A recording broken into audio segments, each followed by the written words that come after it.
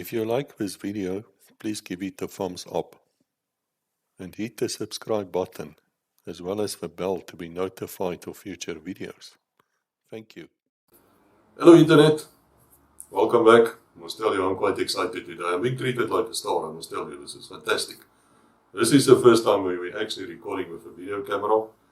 Of course we'll have to work on the sound, I'm sure there will be technical things, but we're full of hope. And I'm here in Krugersdorp, and I'm speaking to Robert Earle, who was a flight engineer, a fantastic man, I can tell you. I've met him and his wife now, and they were kind enough to give me rooibos tee, some boerebeskuit. They speak Afrikaans as good as they speak English, but English is actually their native language. So I'm going to switch over to Robert now. He's also known as Bob, and he's going to tell us about his life in the Air Force. He had a fantastic life, and I want to tell you people, he's writing a book, so we're going to hear a lot more from him as the time goes on. Robert, over to you. Hello Chris, hi, thank you so much. Yeah, it's a great privilege to have you in person in my home, my little humble home. And I'm glad it's good weather, back in sunny South Africa. But just to tell you about myself, basically, my mom and dad divorced when I was about 2 years old in Bloemfontein. And I was a month old when my mom lost her leg. So she was an amputee mom. My grandmom and aunt in Bloem raised us basically for quite a while my mom went through her rehab, the old prosthesis, the old types. And we then ended up living in a boarding house in Bloemfontein. She had no income, no money, my dad left her. And my aunt took pity on us and she invited us to come and stay with her in London, in Joburg, in her flat. We stayed there for a short while and then she bought my mom a little house in Richmond in Joburg.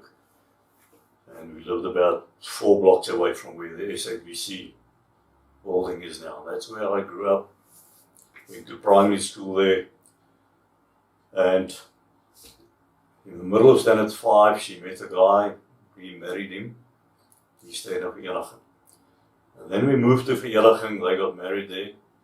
I spent 6 months in standard 5 there. And he was a nasty man. And he abused me something horribly. Physically, I got beatings of a note. Anyway, we then moved back to Krugersdorp. Spent the last 5-6 months here in standard 5.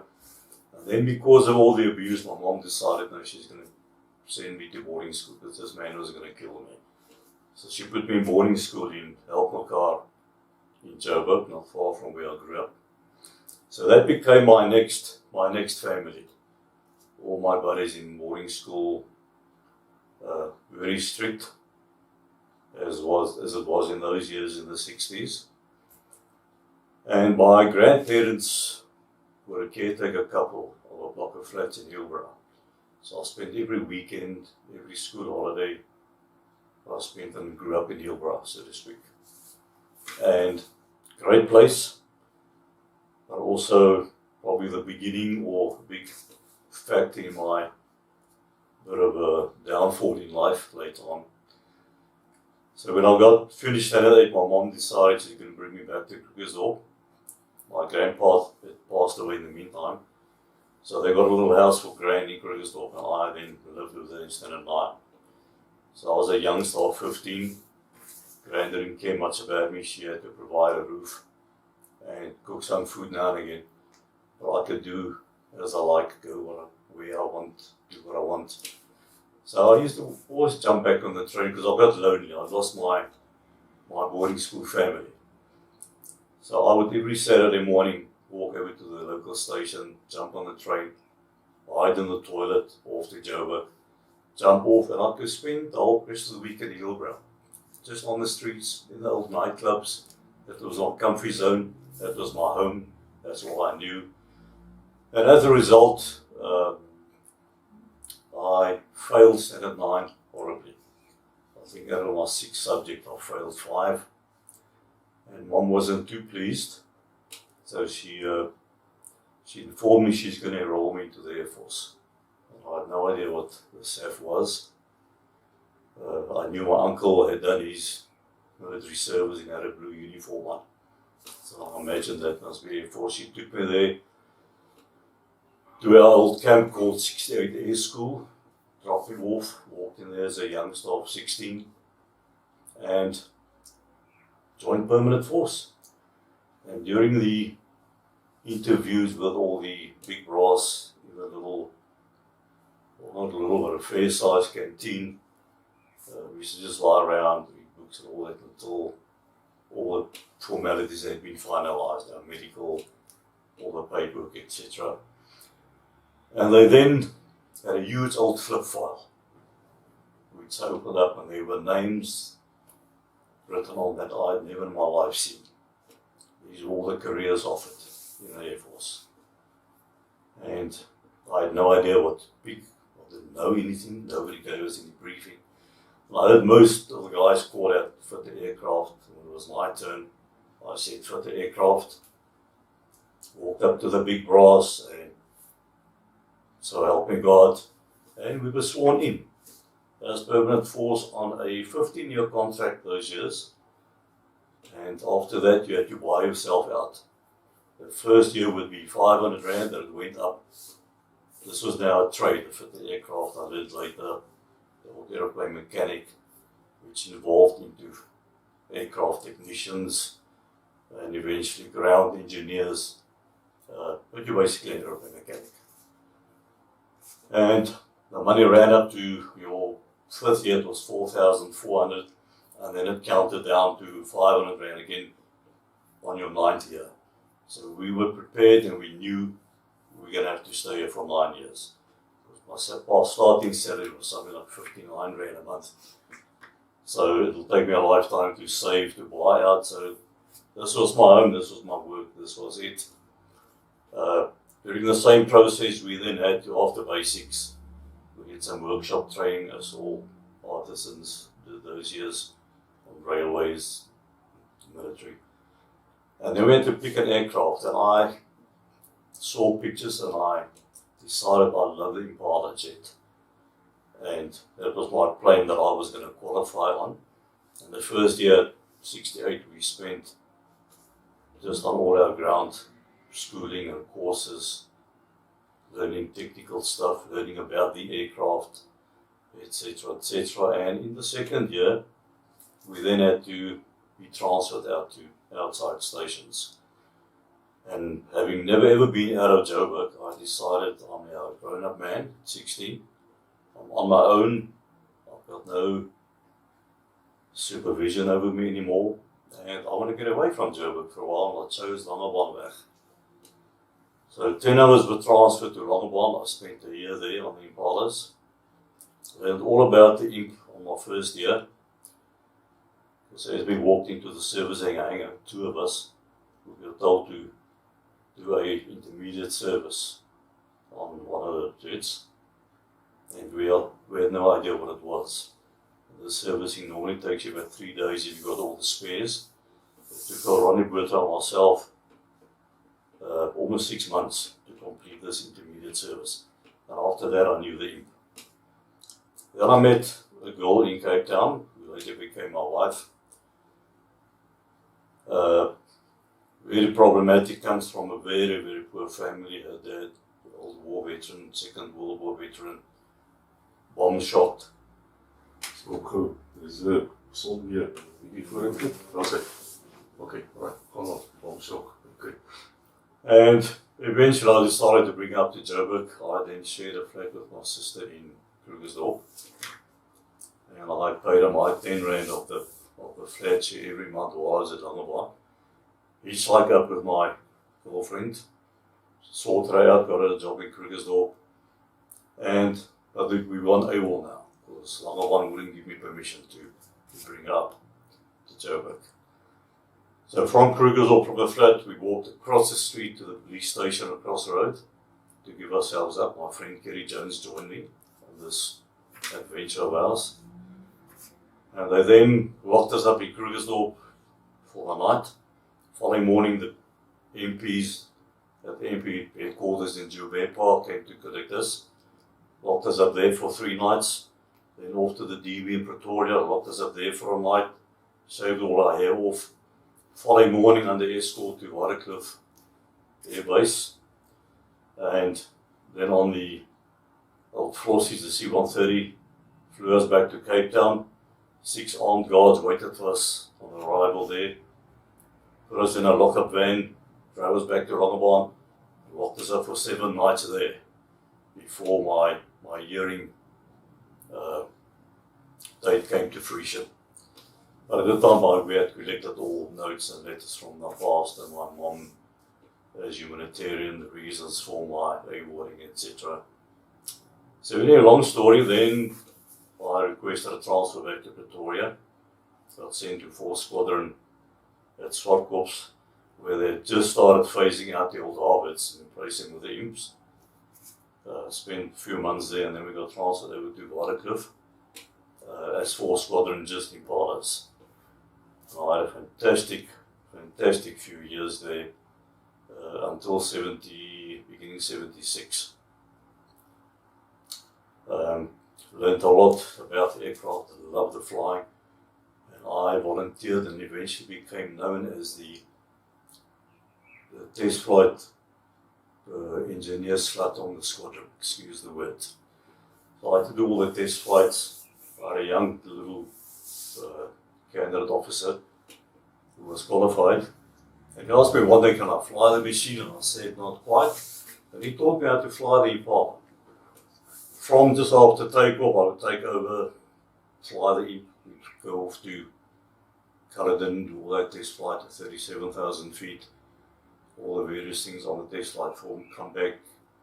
He taught me how to approach, long approaches, and obviously on a medium approach distance, he would take over control, because obviously I couldn't see the runway from the back seat, because his ejection seat would be in the way. Anyway, from there I left. I then heard about flight engineers on choppers. This grabbed my attention. Made more involvement, and as an aircrew, which I found quite inviting. Applied, got the job, flight engineer, got on the choppers. We were still the last course to do the whole course in 3 phases. At 3 bases, the first being Pretoria, then transferred to Cape Town and Eysterplaat. Pretoria bits all the theory, all the technical stuff, etc. Cape Town you learnt about the chopper, all its systems, etc. And the last phase in Bloemfontein you do the actual flying and what all goes with it. And this would include casevacs, mountain rescues, hoisting, flying in mountains, cargo slinging, navigation, and also that included the course on the armament of the LO. At the time that we did the course in 77, we had the old troopers with the 303 little machine gun. Many and all you veterans will know what that is. And then of course we had the old twin barrel 50, which was mounted on the back floor, green machine, but they eventually chucked it out. It became a problem to the other, because if the barrels weren't completely synchronized, and the one ran short of rounds before the other one, with like a split second, it would almost rip your shoulder out of your socket, and this caused damage to the floor of the other. So we got rid of the old twin 50, and of course then your 20mm cannon, which every guy in the bush will be very, very familiar with, and probably all the troops on the ground, we became their best friends in the sky, the old gunships. Bushwise, many of my friends that had appeared on the show before me and they talk, much more experience than me in the bush. I was fortunate while on 4th Squadron, I did a trip on Impalas to Rhodesia and New Zealand. We were there for 3 weeks. Still don't know up till today what we were doing there. although all our armourers went with. They armed the Impalas every day, and I suspect we helped with the war. This was in 75, 76, around about there. On the Earles, I did 2 bush tours on the Earles.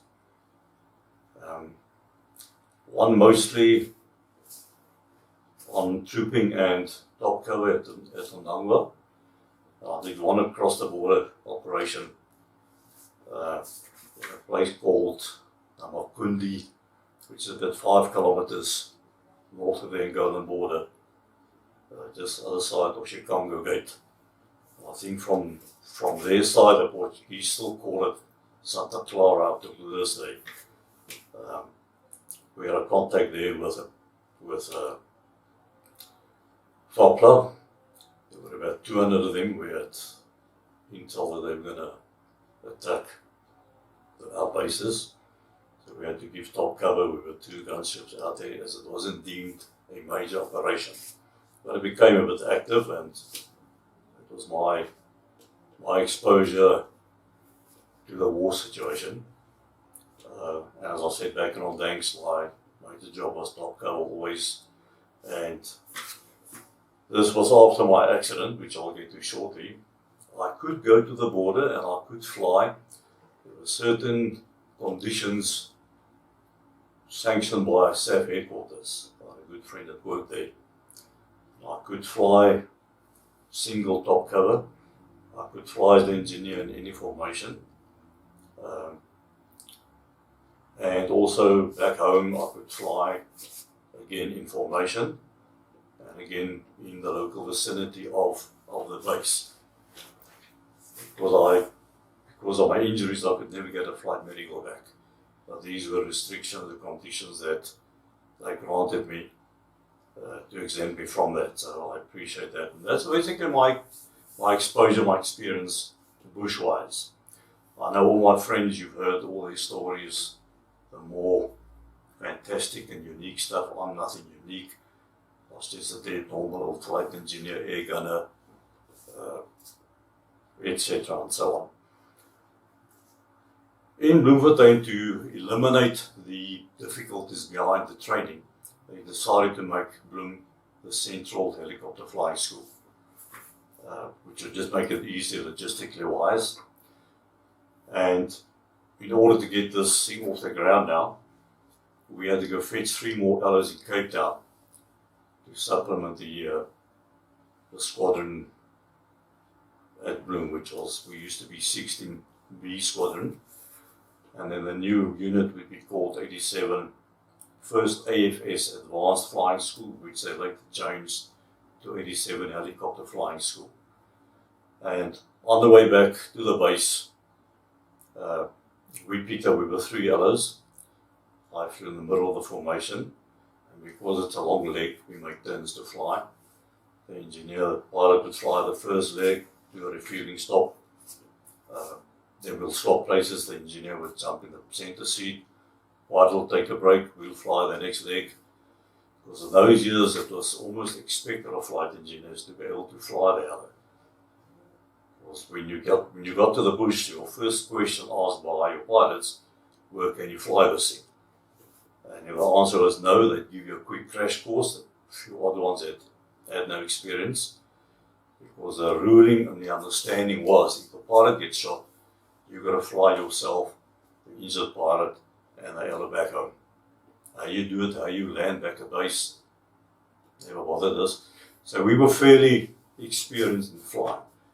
And the pilots had some, I don't know, they got some kind of pleasure out of training us engineers to fly the Earle. Later years it fell away, it was unheard of. I don't think the last generation flight engineers ever really flew the Earle. I mean, we could fly. I was stationed at Bloemfontein for 7 years. All our mountain training was done in Drakensberg. We were based in a place, a farm of an old retired Air Force commandant near Bergville. And so we flew to Bergville many times. The pilot would allow us to fly. We could navigate. We knew the route almost off by heart, all the beacons, hills, little towns.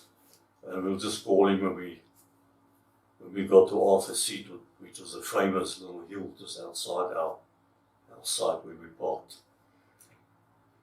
So the same kind of thing happened on long legs, and flying with a Earle from Cape Town to Bloem was almost a day's flying. Because you don't average more than about 85 knots.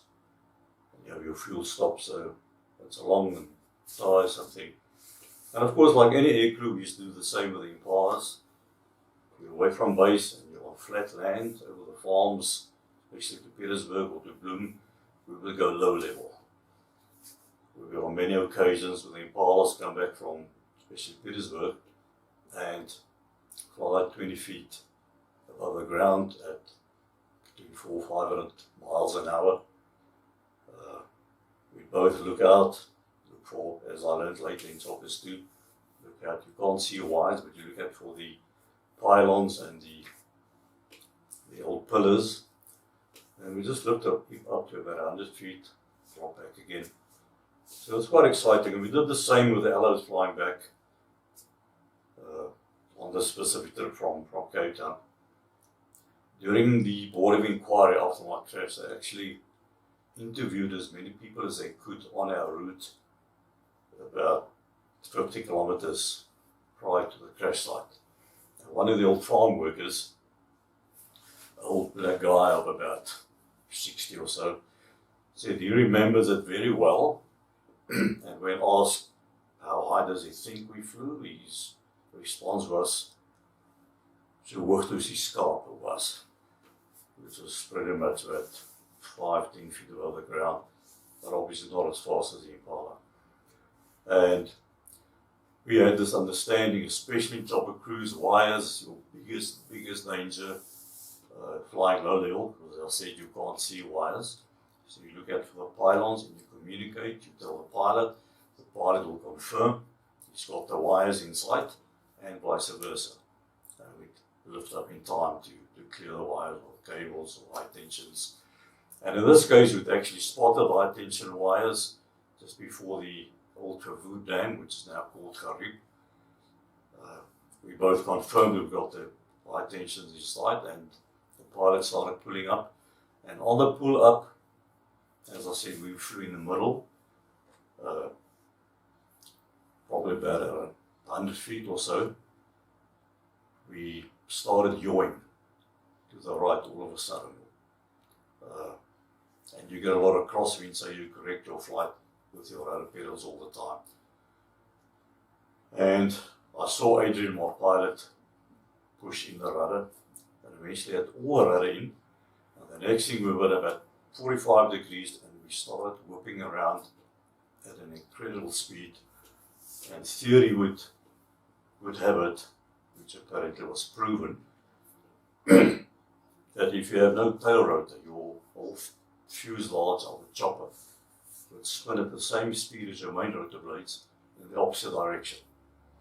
And of course, being still so low, we obviously had to put a bit more power to gain height for the wires and for the hills at the dam. And this just increased the torque and the spin on the fuselage. And the guy behind us, pilot Dudley Foote and my big friend Whitey Mayberg, they actually saw the whole thing take place in front of him. And when we got to about 400 feet, we started cartwheeling, and we eventually stalled. And from there, we had a free fall down from 400 feet, and we crashed into one of the koppies between all the rocks. And strange enough, I was conscious right at the point of impact.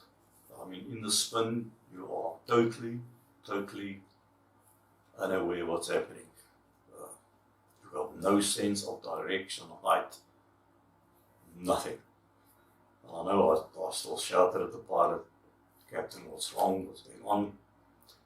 And the next thing I remember is actually seeing our whole bubble of the chopper.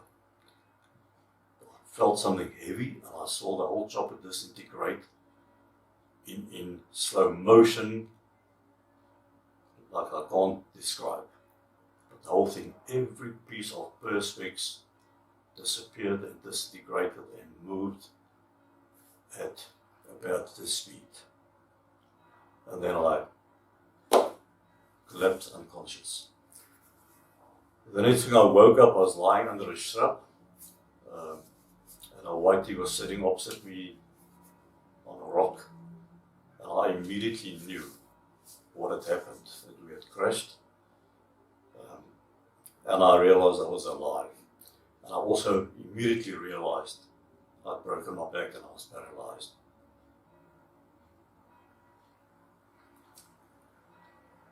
And because of my wild and reckless young life that I led, following my Hillbrow days and in the Air Force, and got exposed to alcohol and drinking and parties, and which most of the time got out of control. I was probably named the hooligan of Bloomsbury at the time. Although I was married and had kids, I was responsible, but up to a point. And I just somehow knew that because of all the rubbish that I got involved in and did, especially with my drinking, this is something that I deserved.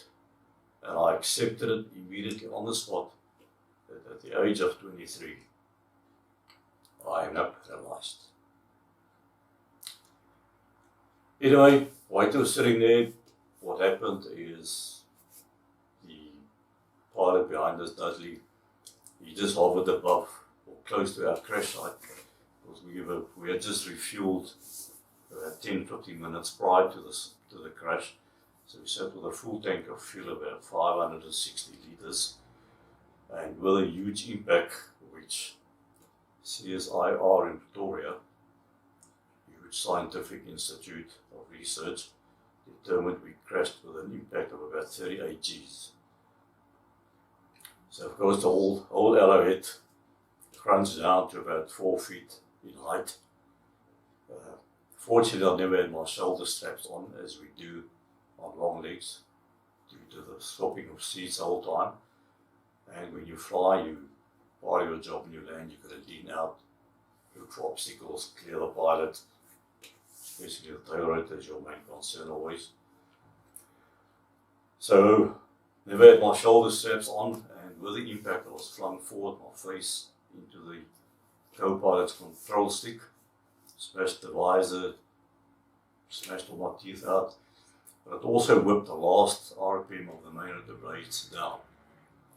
And the one blade cleared my head, took the paint off my bone dome, destroyed the rest of the canopy, hit the ground in front of us, whipped up, knocked Adrian's helmet, took the paint off his helmet, and that stopped the RPM. And then I returned to my original position in the seat. And the next blade stopped next to my neck here. So had I worn my shoulder straps, I would have been decapacitated immediately. And of course, we were now soaked in 560 litres of fuel, fire being your biggest fear flying always. So Whitey just did a hover drop outside because they couldn't land. We were on a slope on a koppie between rocks. And he ran to get us out the wreck. Adrian was tangled up in the rudder pedals, so Whitey had to get him loose first. And he was in absolute agony. So Whitey's big concern was to get him out first. Dragged him out the plane because we had puddles of fuel lying all around us, and he just had to get us away. So he pulled Adrian away, and when he came back, I was lying about 10 feet away from the chopper. How I got there, nobody will know up till today, whether I climbed out, walked that distance, collapsed. But anyway, he picked me up and helped me to the same spot where Adrian was, and he just had his arms under my arms, and he thought I just broken my leg because I was just limping. He laid me down next to Adrian, and Dudley then continued on to the little town nearby called Oranje-Krag to get a policeman to come and guard the wreck being government property. And there was a retired old nurse who heard of this, or she was available and she offered her service. He flew them back, but they couldn't land, so they had to land down in the valley. They all walked up. The policeman had a can of water with him. They came around, and due to the severity of the crash and the possible spinal injuries of this impact, they had to get us to hospital as soon as possible, and we had no stretchers available. There was nothing to make a stretcher from. So what happened, they had to carry us down the hill to Dudley's chopper in the back. The guys in front of our formation, called Cukes and Martin, they carried on to Bloem. They never were told, because we had the old crystal radios, the frequencies are not all that reliable. So only when they approached Bloemfontein to call the formation, which we used to do being away from home always, we'd call a formation and we'd fly over the base to let all the wives know we're home. And they would then, excuse me, they would all go bath, the kids, dress them pretty, my girls, and they'd wait for Daddy because we'd always come home with a little gift. Even if it's a little 5 rand thing we picked up in a little dorpy where we landed to help the police search and rescue for criminals or casevaks or whatever the case may be. So when Cukes called formation, no response, and then a control tower advised them there's apparently been an incident, technical of some nature, he doesn't have any of the detail. And of course my wife heard the chopper land, but it was fairly late due to all this happening. I know, like I said, it's a long flight. She then walked to the gate and was met there by our Sergeant Major on the squadron of canvas, also a big house friend of mine. And he told me there's been excuse me, apparently an accident, but also no detail, but no fatalities apparently. And they were just waiting to get more information. Anyway, Dudley then flew the two of us, because they loaded us in the back of the Earle. The twin ball was always mounted, and flew us back to a hospital in Colesberg. Landed right in front of the door. Guys carried the bed out, put us on the bed, carried us into the hospital, and then sedated us, and just gave us ice to eat, obviously, because you can't drink or eat in case you need to go for an operation. And then they summoned the old Freelon at Bloomsbury on standby, because there was a big concern that the pilot's control stick that knocked him on his breastbone, which was lying on his heart and restricting his heartbeat. So the big fear was that he's going to have a heart failure. So they flew a team of doctors from 3 military hospital in Tempe out with all their heart monitoring machines, etc. They picked us up at Colesberg, and all these 20 medical staff were all around Adrian in the back of the Freelon. And at this point, I still was only suspected of having a broken leg. And they just stuck me on a little hammock against the side of the Freelon behind the cockpit for big notes. Another good neighbour of mine was the engineer, and he came to chat to me every now and again. We then later discovered, we spent 3 days in Tempe, then I was transferred to the National Hospital in Bloemfontein. Because in Fremont didn't have the equipment or the skills or the specialist to perform, and I think the specialist they called in, he had to say whether he wants to operate at Bloem or in the National Hospital. Anyway, flying back to Bloemsbury, we landed at the old Tempe airfield, which is a gravel road off the main Kimberley Road, and a young little national serviceman was the ambulance driver, and he's been told that there was this fairly serious crash. He had to transport us to the hospital in Tempe, put us on the back, and of course he floored the ambulance, and the pain was indescribable. All I could do was just bang my fist on the little window between myself and him, and he viewed it as it's getting more critical, he has to go faster.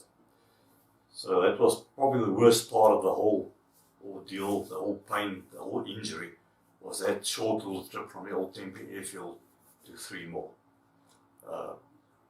sedation had obviously worn off then.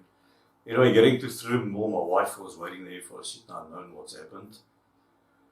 And briefly saw me, and then they whisked us off into ICU.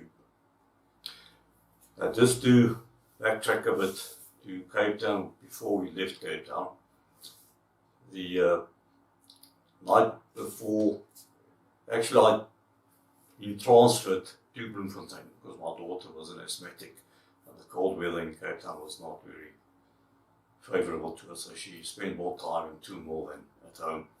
So they transferred me to a drier climate, being Bloem. And we put all our furniture and all our stuff, everything in storage at a transport company in Cape Town.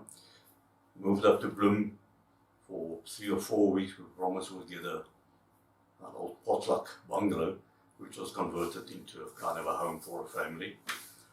And my good friend Colin Gill put us up for the time, and we just arrived there basically with a suitcase with clothing for these 3 or 4 weeks until I get my bungalow and can arrange my removal, which I'd done in these 3 or 4 weeks. So when the opportunity came to go and fetch the Earles in Cape Town, I was the one that volunteered and said, because I want to arrange delivery time at the transport company. Getting to Cape Town, walked into the hangar, and another dear old friend of mine, Lange, very funny guy. He was known for pranks and tricks and this kind of thing. And he said to me, "Oh, didn't you hear about the fire?" And I said, "What fire?" And he said, "No, all your stuff burnt out." And I knew long enough for that. You pulling my leg. And he called one of the workers in the hang and he said to him, "Where's that newspaper from Friday or Saturday?" Or it was Saturday, I think, or a Monday. And the guy came in the newspaper and he showed me the newspaper. The whole front of the newspaper were just flames. An old steam engine. There's a railway track right behind us, the storage company in Epping industrial area. And some of the sparks had gone through an air vent in the storage facility, ignited it, and it burnt the entire storehouse down. All the trucks being over a weekend, most of the trucks were standing in the courtyard. And I phoned the place and I still believed this is a prank. And I phoned the company who said to me, "Just hold on, I'm going to transfer you to our manager." And I started getting concerned. I thought, why would a manager want to speak to me about delivery time? And when he came on the line, he confirmed that they had a fire and everything was destroyed.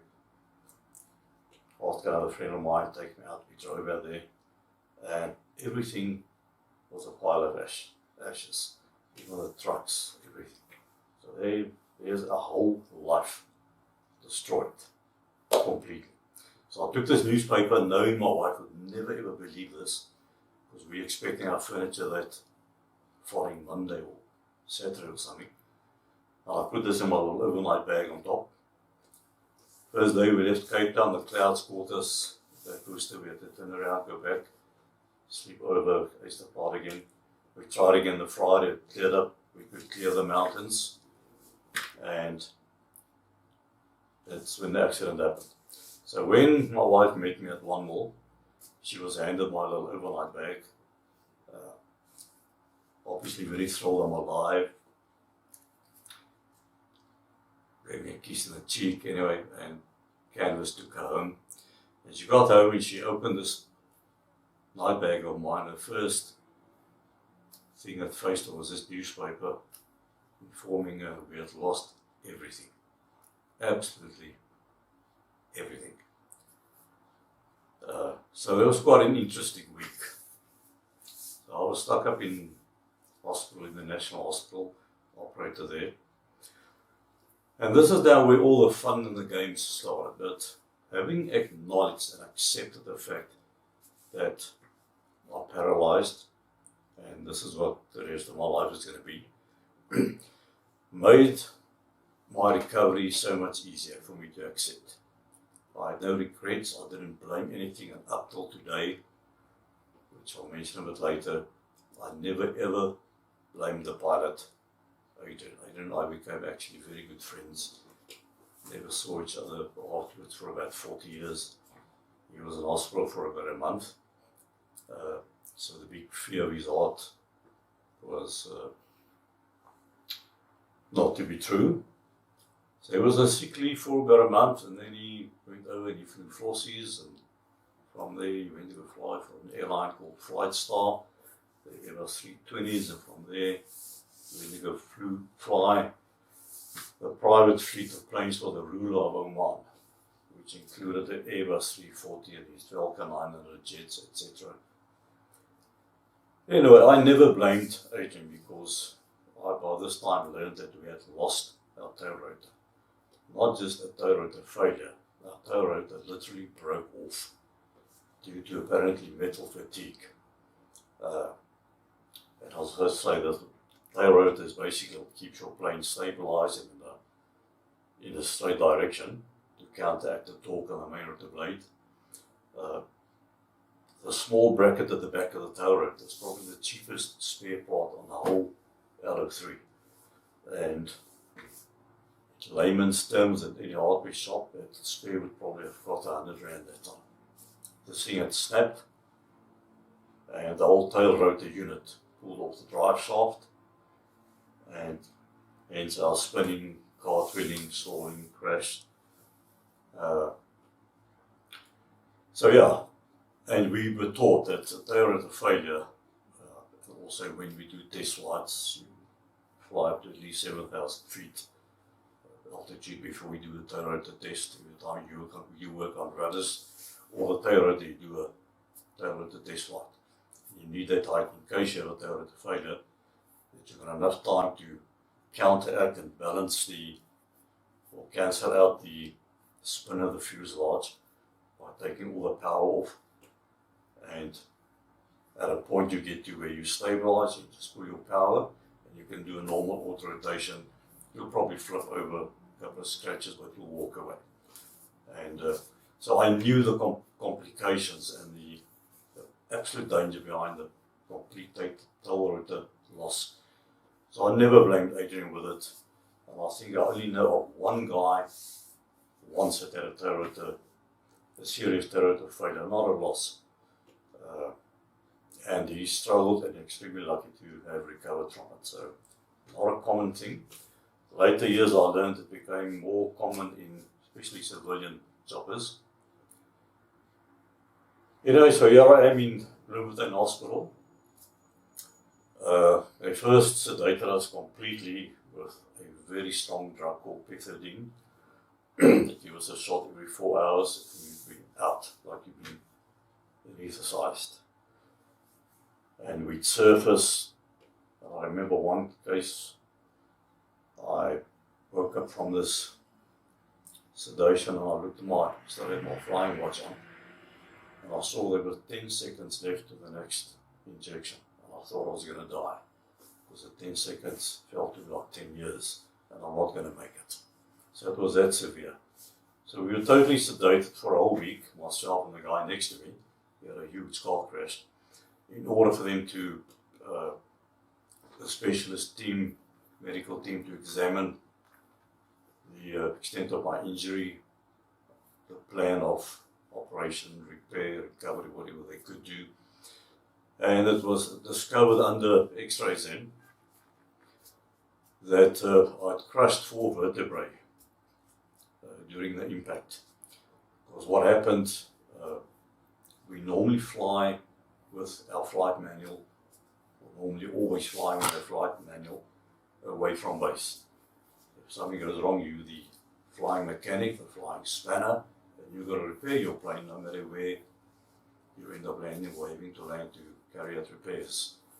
But the flight manual, because we have to lean in and out of the chopper to guide the pilot during obstacles, especially in confined areas, there was always the fear of the flight manual being sucked out or blown out from under our seat and into our tail rotor. So it was kept under the pilot's seat at all times. His door was closed, no wind, no draft, no suction there. And on the impact, his seat broke loose to the mountings. So his whole seat toppled over sideways. This is after the main rotor blade whacked him on the helmet. So the flight manual took up most of the impact and the rest bypassed his spine because his seat had broken loose. My seat collapsed flat onto the floor of the Earle, and my spine took all the impact. So I crushed 4 vertebrae, and the specialist was so kind. Quite some time after the operation, wanted to come and sit with me, order us tea, ripped off his tie and his jacket, and explained to me exactly what they'd done during the operation. So it transpired that during the crushing of vertebrae, all the splinters stabbed into my spine, cutting nerves.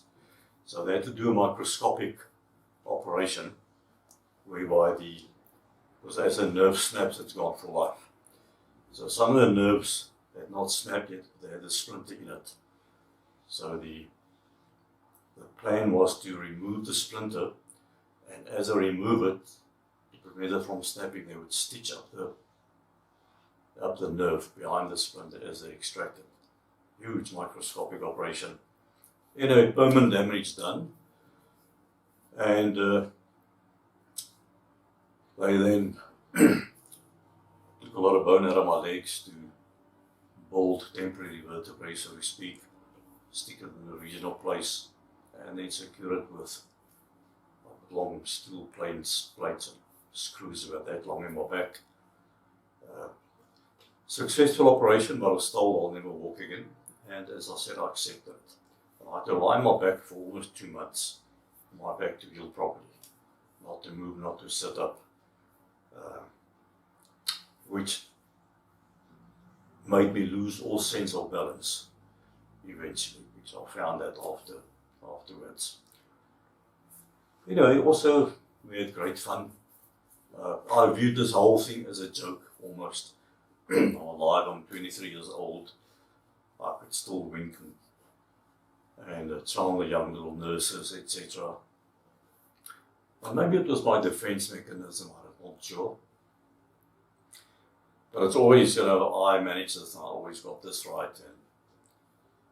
And great fun. One of the sisters of the ward came to one, they said they're going to bring a school of brand new young nurses, 17, 18-year-olds, to train them how to do a full wash on a patient that can't.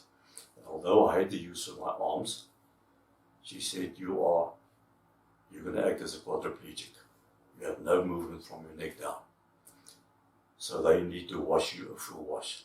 And of course, she told me what she plans, the tricks she wants to play on these young nurses. We had a good laugh. So in a long, serious face when these young girls picked up, stood around the bed, they had to explain to Ronelle, the sister, all the steps of the full wash procedure. And they then proceeded, rolled the blanket from my toes up to just under my private parts, washed all my toes, my legs, etc. And then the same from the top down to just below my navel. They had to shave me, because I now don't have arms apparently. They had to shave me, they had to brush my teeth, they had to wash me under my arms, everything. And then they all stepped back. And Ronelle said, okay, now, they said, no, we're done. They said, no, what about his private parts? Now, obviously the curtains were drawn around the bed. And I struggled to keep my laughter. And these little girls were blushing, but they had to remove all the bedding. They had to pull my scans down, and probably the best treat of a wash I ever had in my entire life. To have my private parts washed by about 7 young girls of 17 or 18. I think that can go in my CV as absolutely unique. Very long story short, we got to the point where I got physio every day. But now the meat on my hamstrings had shortened permanently due to my long lie on my back. But the physio came every day and just bent my feet a little bit. I'd also broken one of my ankles, which was in a cast, and as well as my one wrist, which was also in a cast. And then they came and said, okay, we need to now go down to physio to give you some better treatment there and in your bed. And they literally just shifted me over onto the Guernsey, and then we wheeled me all the way down to physio where I'd we put back on one of the gym mats, and I had to do a bit of weights and to start building up. Because I'd lost weight, I went down to something like 45 or 47 kilograms, and I used to be a guy of 63 kilos. And after that, the next step was for me to learn to sit. The nurses came to the ward, 2 or 3 of them, not the nurses, the physios. They said, okay, we're going to now sit up today. And they helped me up. And I said, okay, leave me, I can sit, I'm 23 years old. And they left me and I toppled over. And we tried this about 3 or 4 times and I kept on toppling over. I'd lost all sense of balance. Then back to the physio department where they stuck me in the, and of course this is another big joke for me. I'm 23 and I can't sit. So back in the physio they put me in what you call a tilting frame. They put me on this frame, strap you in properly, and then every day they'd lift this. They started off by about 10 degrees and for about 2 days, and then they lift up to 30 degrees. Otherwise if they lift it immediately, I'd pass out, which I actually experienced during my top whatever's on the bed. And this is how they made you used to your upright attitude again. Then you could stand up straight in the tilting frame, still straightened. After that, we then got involved with the occupational therapy, because we now had to get mobile in some way. But before we got to the occupational therapy, I had great fun in the hospital. Obviously my bladder, because my paralysis also extended over my midriff, and I'm 100% lame from my knees downwards. So bowel movement, bladder, huge problem. I had a permanent catheter in.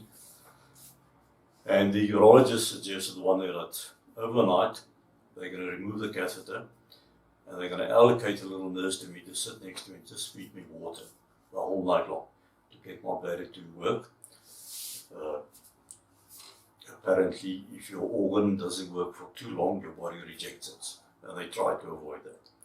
So here I am during the night, and I drink these little water carafes next to the bed, which is probably about, I don't know, half a litre maybe. And I drank 21 of these during the night, and my bladder absolutely refused to work.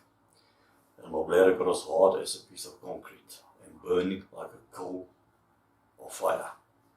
And I was in absolute agony. And the first morning shift, when one of the sisters walked in, she realized what had happened. And she said, this is it, I'm taking over. Don't bother to even phone the urologist. Gave me another pethidine shot and stuck in the catheter. And they emptied something like 4 or 5 of the old catheter bags. My bladder was so incredibly full. Okay, so that put rest to that exercise. Another time was I had to have a bowel movement, which normally an old patient would do it in the bed or stick a bedpan under your backside, but they couldn't move me because of my back injury. So they just put a linen tray over me underneath my backside, so I would try and make my poopies in the bed, obviously draw the curtains, saving the embarrassment. Tummy wouldn't work, and eventually they got authority from the orthopedic specialist. They can put me on a commode, which is like a little chair with a hole in it through which you can have you over the loo, and you can then poop into the loo. And that was also agony because I had no bum and I was really just a skeleton at 45 kilos.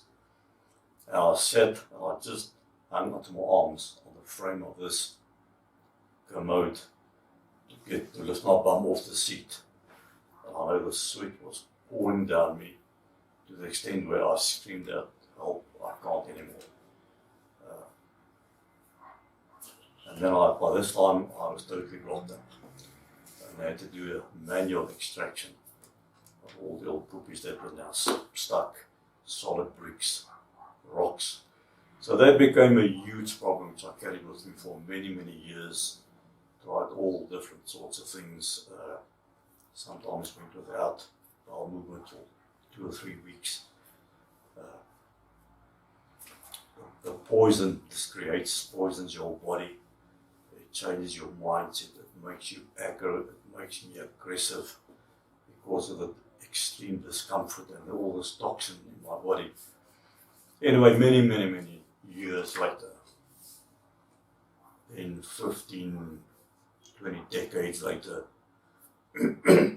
I got to figure out what to do, what medicines to take, laxatives, etc. I had no control over my bowel movement. And not my bladder. I could wee, but my bladder would never empty. So the residue that stayed behind would almost immediately turn into super 100% red hot inflammation, infection. And my bladder would regularly, it really feels like somebody had stuck a white hot coal in my bladder. That's how it burnt. And I would at home sit next to my bed, always had a bucket next to me. I'd sit next to the bed and squeeze. It feels like my eyes would pop out just to get a couple of drops of wee out just to relieve that absolute burning sensation.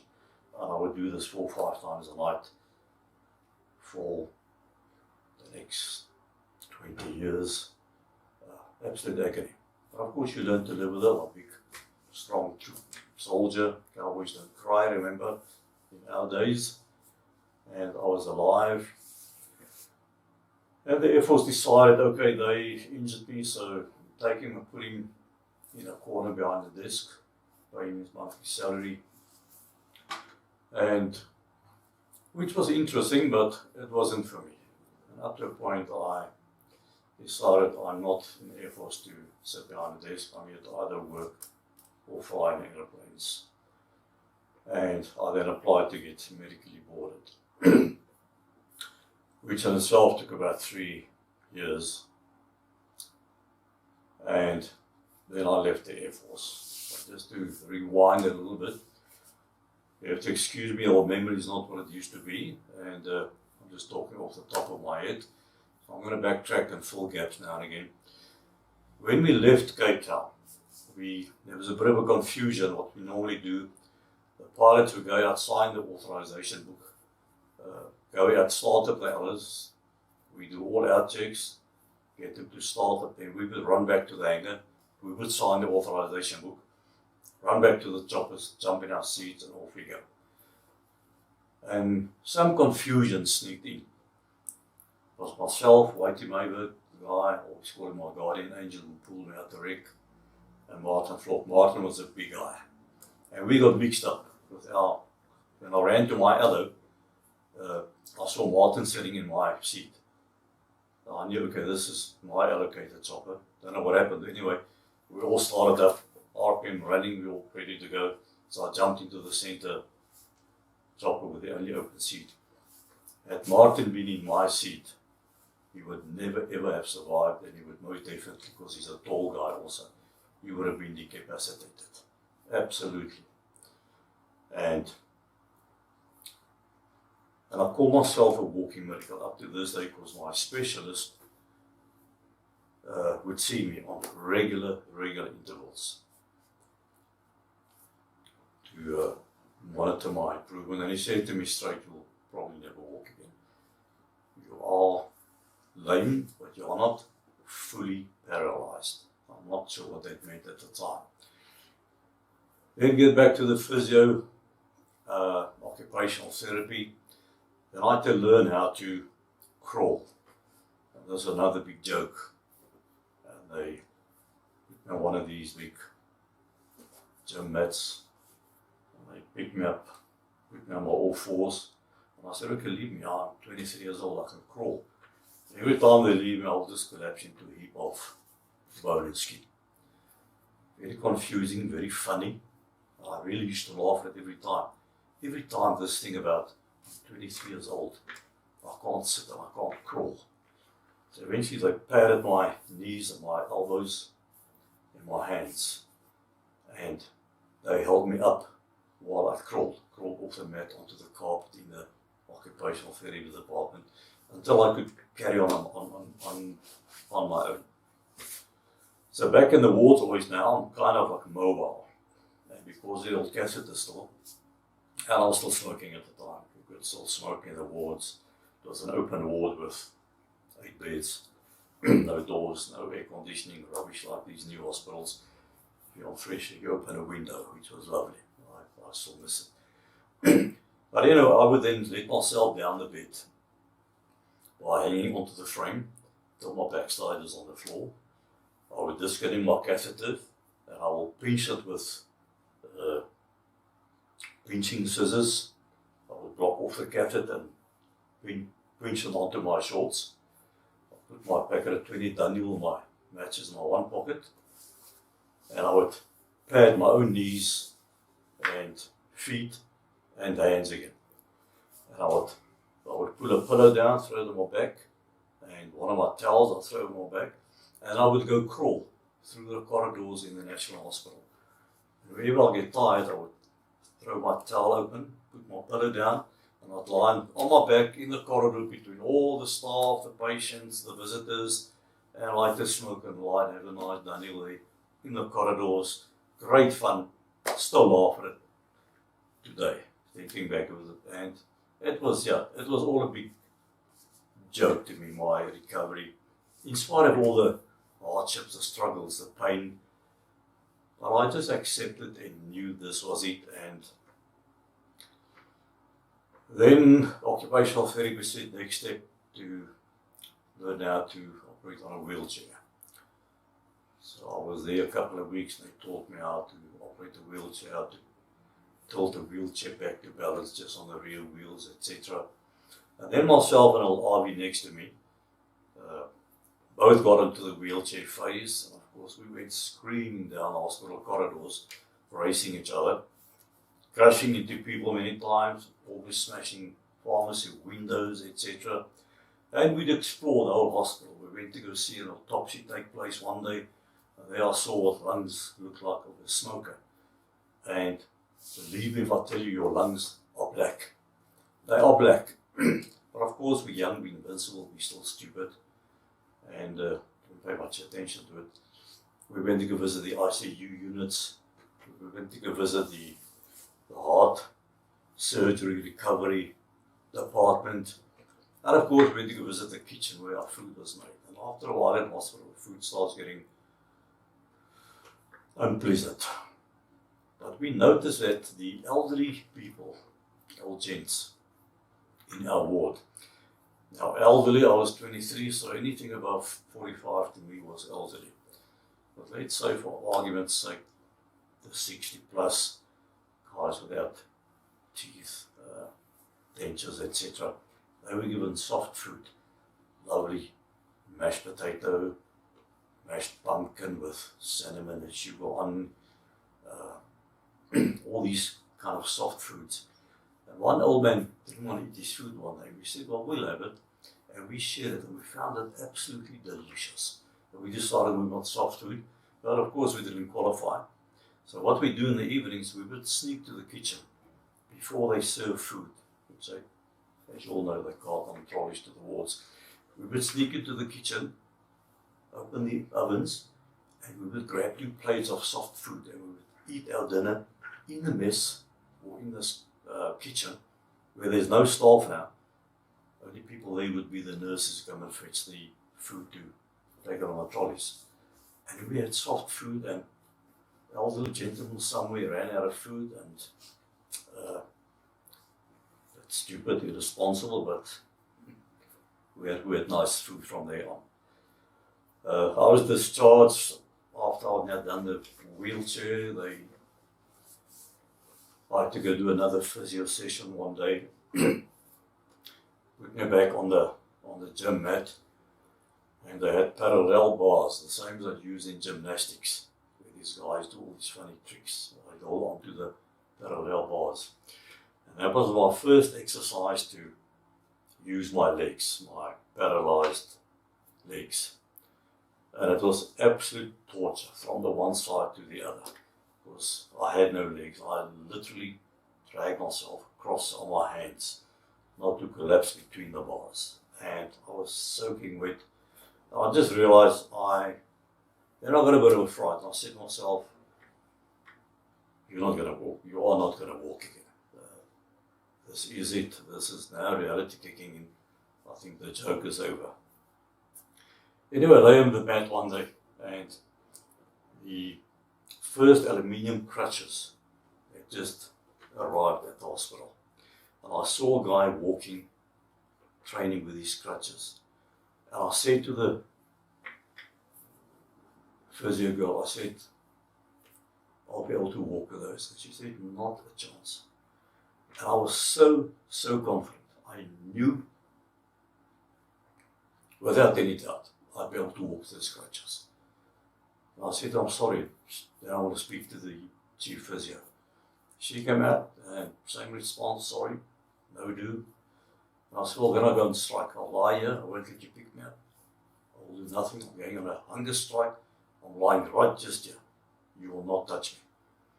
Up to the point where they called a matron in the hospital, which was something akin to a brigadier in the force. They told you, listen, I absolutely refused. I said, I'm sorry. Walk with those things. And while this argument is going on, because she was very adamant that they are not going to let me walk in the crutches. Behind them, my specialist, orthopedic specialist, walked past, and I called him. And he said, oh, hi, Mr. Earle, how are you doing? I said, I'm fine. Would I be able to walk in those aluminium crutches?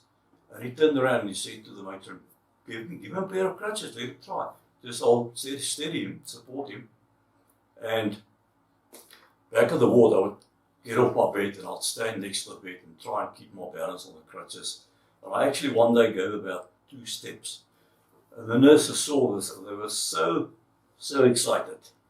The one ran off to the hospital canteen and she bought a cake and she bought biscuit and she bought 1 or 2 liters of cool drink, came back, and in the corridor we had a congratulatory party.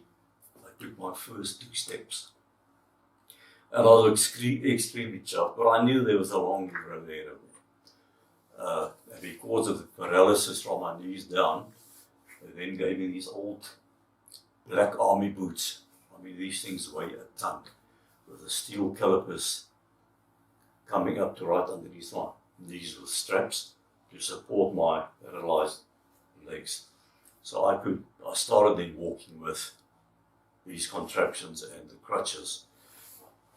And by the time I was discharged, I could now walk my own steam, but very short distances. Many a night I would go to the pub, which wasn't very far from my old bungalow. But I always drink too much and I would crawl back home. Obviously, with disastrous results, I ended up being home with no skin in my knees and hands. And so that's pretty much where I got to that point. Okay, right, this was my life basically, post-accident at home, drinking, messing up, making my wife unhappy, and I started 2 kids. And once on a trip away from home, we'd stop off, we had to do military inspections on top of fuel with a little military vehicle. And we got stuck in a pub along the way somewhere in the rural areas, Woodville or Borsel or something. And we got stuck in the pub, and the next morning I woke up feeling rather hungover. But I knew I was in a strange place. And I discovered I'm lying underneath something that feels like sandpaper. And as I opened my eyes with great difficulty, I realized I'm lying in a prison cell under a blanket. And I immediately realized this is it. This is where it stops. I have a lovely family, 2 lovely daughters at home, and I'm now jeopardizing my career, my family, everything. That stops here. And I stopped my drinking completely. Never touched it for 20 years until my son matriculated, and I promised him, if you manage to pass matric, because he became something like me, big example. And I said to him, if you can prove to me you passed matric, I will have a little sip of champagne with you. which I did, and even now, decades later, I can enjoy half a glass of wine on the odd occasion. If I have a second drink, I get disgusted, I don't like the taste of it, and I will never ever let anything affect my mind again. Be it medication, be it alcohol. I can't handle drunk people. I'd also in the meantime stopped smoking. I can't handle the smoke. I think it's a disgusting habit. Sorry guys and girls. But anyway, then I decided, okay, it's going to stop. And I went back to the base, survived. Luckily, our chief technical officer was sent the police report, which should have resulted in dismissal from the Air Force. Drunk in uniform on the street, being locked up. And he called me and I had a chat with him, and I actually sat in his office and I cried and I said, you know, I can't believe what had become of me. And he took the report and he tore it up and threw it in his bin. And never ever heard it again. And thank you, Henry Nichols. You saved my career. But then I decided, okay, there's no fun anymore for me in the Air Force. Lost a lot of friends. It took them all about a year to really realize I had stopped drinking, not touching it. And then I decided to apply to get medically boarded. Young enough, I think I was 32 at the time, and I can still go do something in my life outside that I enjoy. Not for me to sit behind a little desk in a dark corner and work with aircraft manuals and all sorts. Now, this process took about 3 years, because the Air Force headquarters' opinion was we raised you up, it's our responsibility to take care of you. You've got free medical, we pay you your salary every month, you live in an Air Force home. And eventually a guy called J.B. Lombard was the chief flight engineer at the Air Force head office, and he went to the general and he said, listen, this is nonsense. I know Bobby, I've spoken to him. This man is not a happy man. And it's unfair of us. And he fast-tracked the process to a couple of weeks, and they eventually medically boarded me. So end of my Air Force, my flying career, so I thought at the time. I then moved back to Johannesburg, through a diploma in electronics, or through an electronic company in Johannesburg. And this lasted for about 3 or 4 years. Then we moved down to Cape Town, and I applied to go work at a control tower on Cape Town International Airport.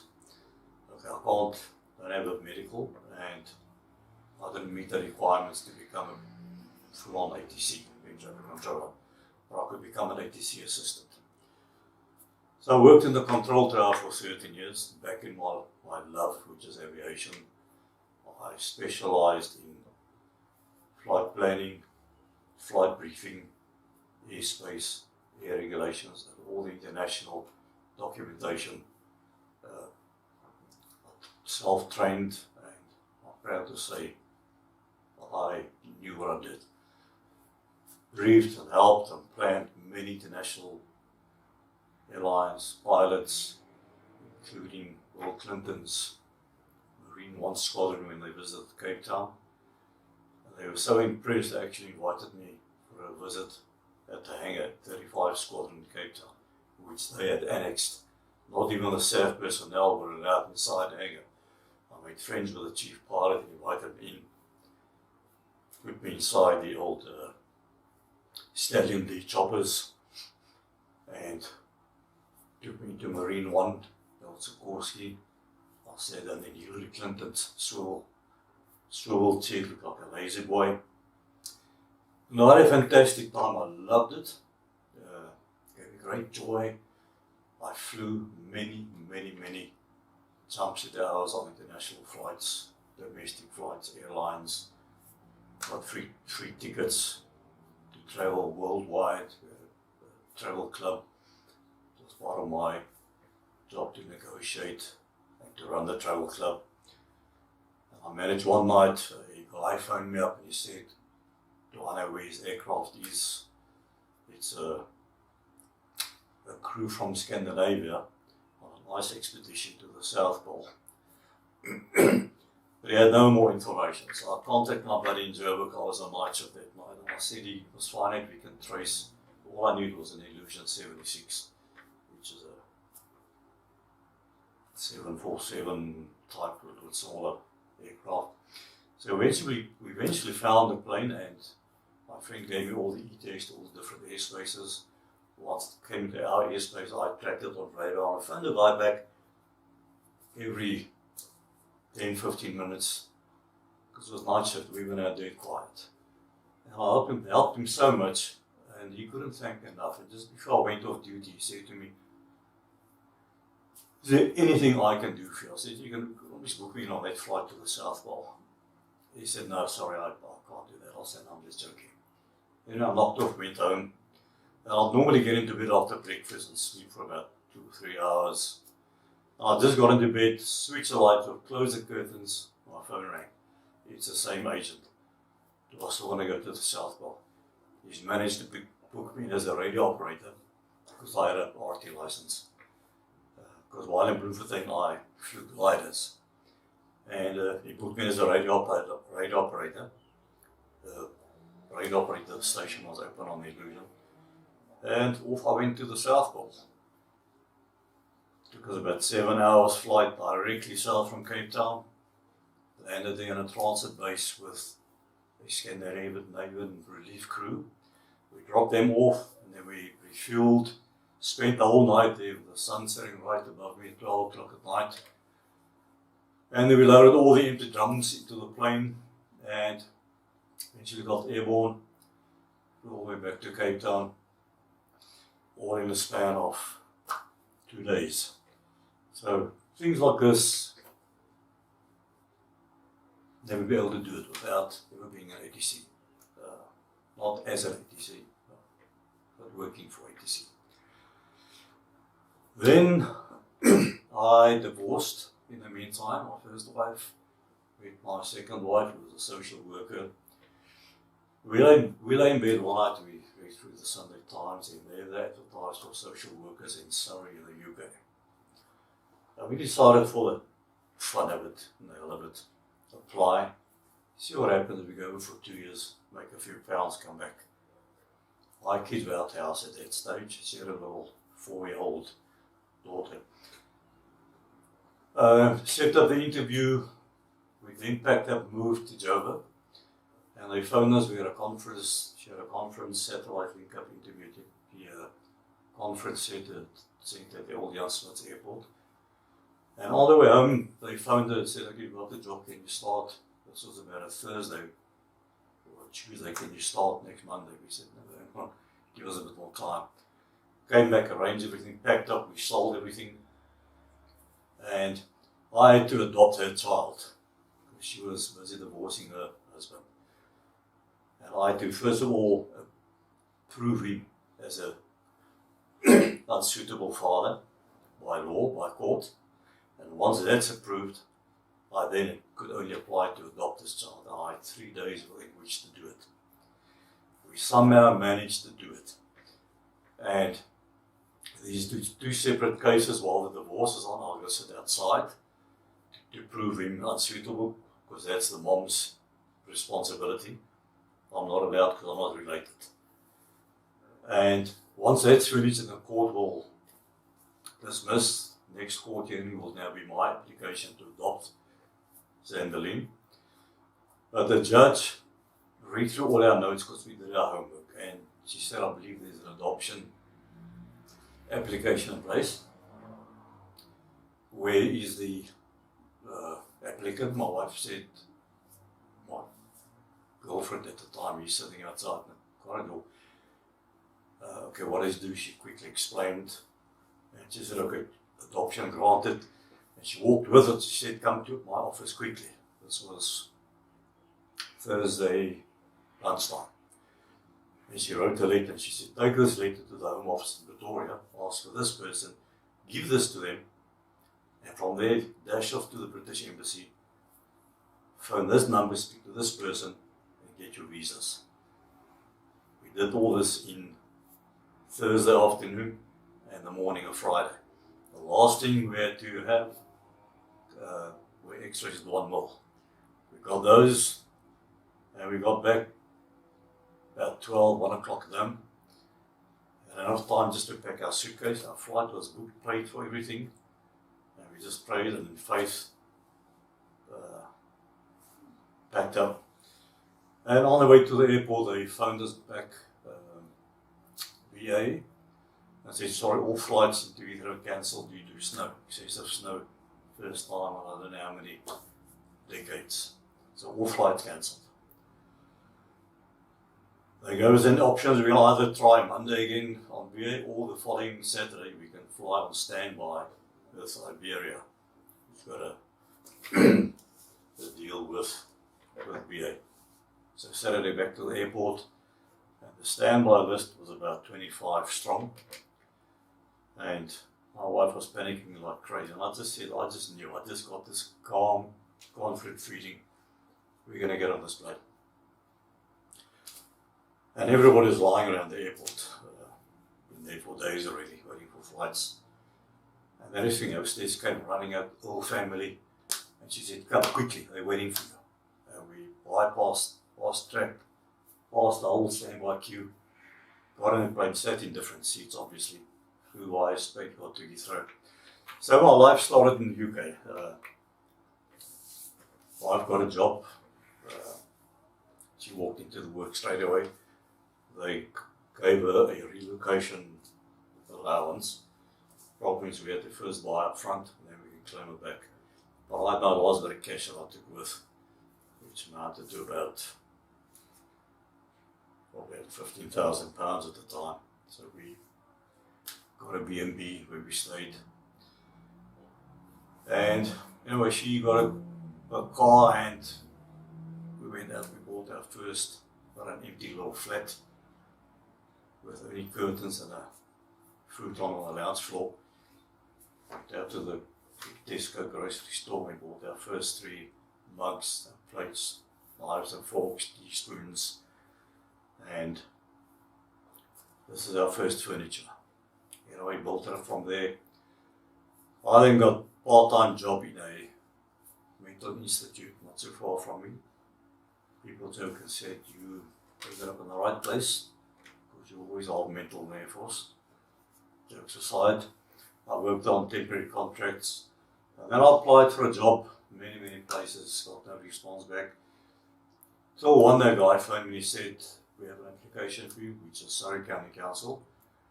I have up to this day no memory of ever applying for a job at Surrey County Council. But I set up the interview, I went, they shortlisted, he phoned back and said, sorry, you were like second, but somebody else got the job. I said, that's fine. And 2 hours later he phoned me back, he said, listen, that person declined, you're next in line, would you like the job? I said, very much, but we are off on our way back to South Africa on a 5-week holiday. He said, no problem, just phone me to get back. I worked in Surrey County Council Highways for 13 years. Office job, computers, telephone, public complaints, etc., etc. But another great chapter in my life. And then we got a bigger place to stay, we advanced, and I joined the RAF Association, which was in our town. Became a part of their executive board. I was the entertainment officer, arranged trips with him to airfields, to control towers, Farnborough, where the famous air show is held every 2 years. We lived about 3 miles from there. And then things went haywire between myself and my second wife. We separated after 5 years. Myself and my daughter, which I had in the meantime flown over to the UK to come live with me. Another long story. The visa was declined. I then found a group in the UK who took on pro bono cases if it's valid and warranted. And I explained my situation to them. They said, okay, we'll take on your case.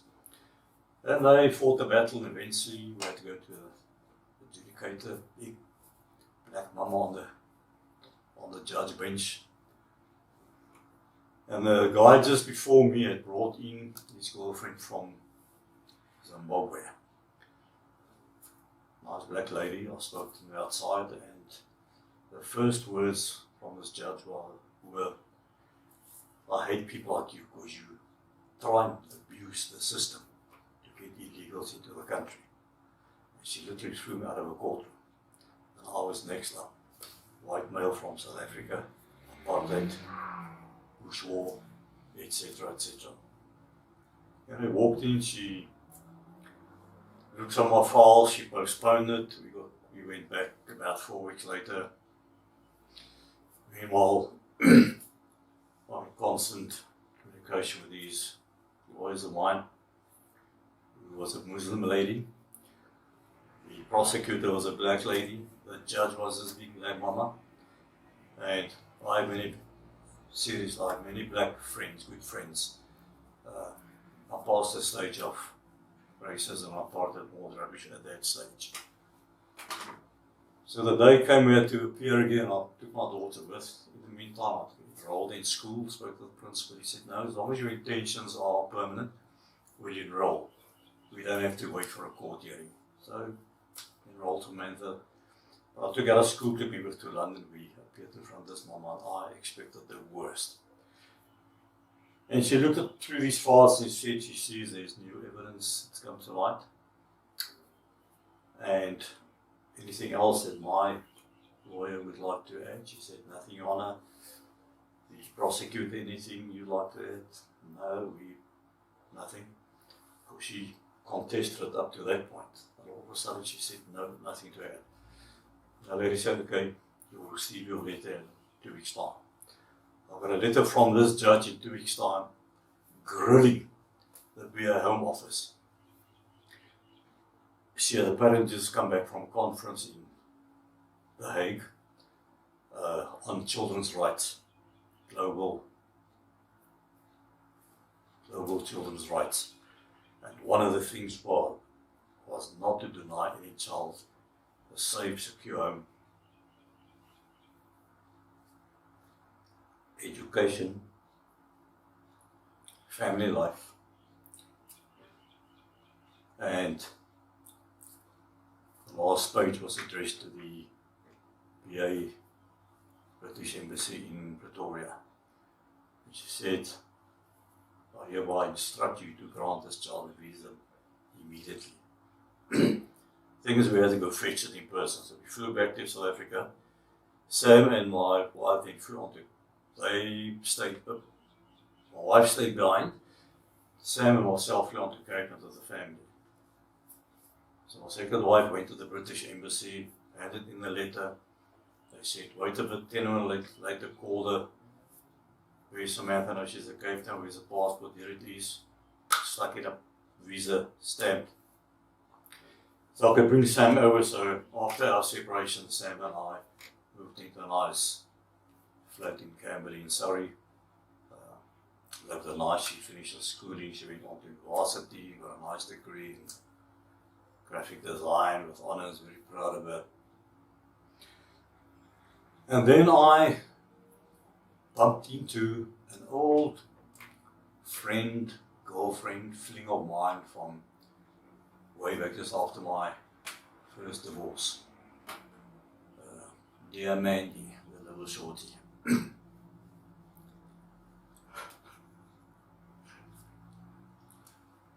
She was over there then working as a carer, although she's a qualified nurse, midwife, etc. over here. But it was extremely difficult to get her registered as a nurse over there. It was really almost impossible. And not from the side of the UK, but from the side of the Nursing Council of South Africa. Long story short, she then turned into a carer and she worked caring all the time, all the years. Eventually she moved in with us. And one day I just came home and something irritated me at work. We had this young little manager of about 30. I was at this stage somewhere in my late 50s, 60 I think. Having moved over at the age of 48. So I came home and I said to man, this guy irritates me, the work irritates me now. And I said, I started working. I joined the SAAF when I was 16. I'm now 61. I think it's time to go. I've worked long enough. I've got my disability. I want to enjoy my last years and not slave myself a young little fool. And this was about March. I said, okay, let's finish off the end of the year.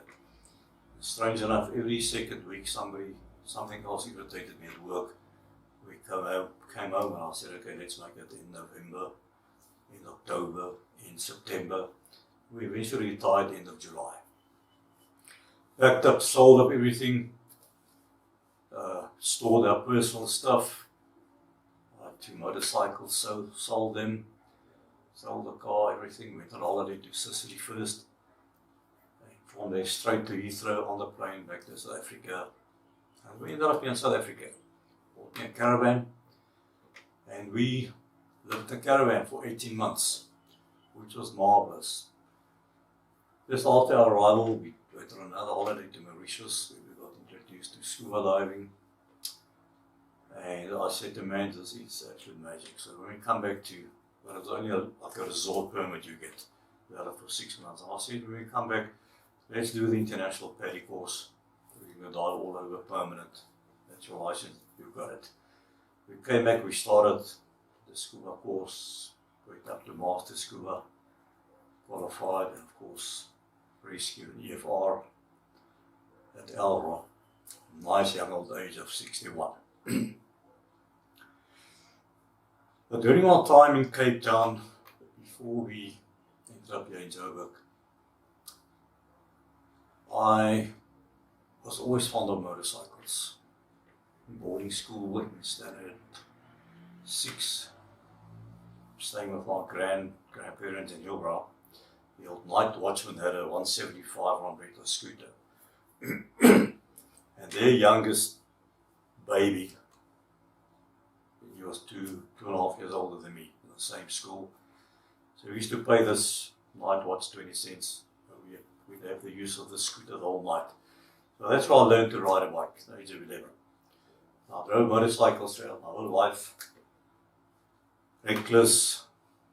So before my decision to stop drinking, ended up in hospital 3 or 4 times with bike crashes, high speed falls, serious incidents. And when we retired, I sold my last 2 motorcycles. Had many car crashes, always alcohol related. I was really a bad boy.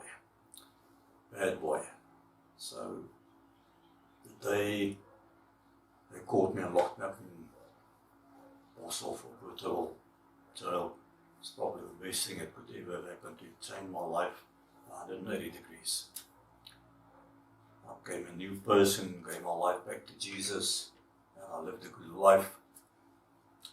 And He's blessed me ever since. I'm not going to dwell on that. This is about my discussion, what happened during my accident, the final serious accident, as you heard of all my accidents. I was involved in a skiing accident, in a boating accident, and so on. But the purpose of my whole chat is to explain to you what went through my mind in my life during my recovery, my rehab, which at times was not easy at all. As I explained to you, the huge struggles of permanent damage. But life to me was still good, and I still enjoyed life. Always been a positive guy. My mom was an amputee when she was 17 hours a month old. She lost a leg, and a divorcee. And she worked, and she had 2 kids to look after, and my sister, who's also 2.5 years older than me, told me many stories I can't remember. My mom was an absolute lady of steel. She's the Iron Lady, not Margaret Thatcher. And I got my positivity, my right attitude from my mom. Nothing ever got her down. Even all the years she stuck it out with my old stepdad, who horribly abused all of us physically. So anyway, then I turned my life around. Now we're back in South Africa. travel around the country wherever we can dive, we park over the caravan. And I've got a flat in the same block of flats where my mom lives. And I was very fortunate to, with Mandy's help, to have taken care of her during the last 18 months. And she literally died in my arms.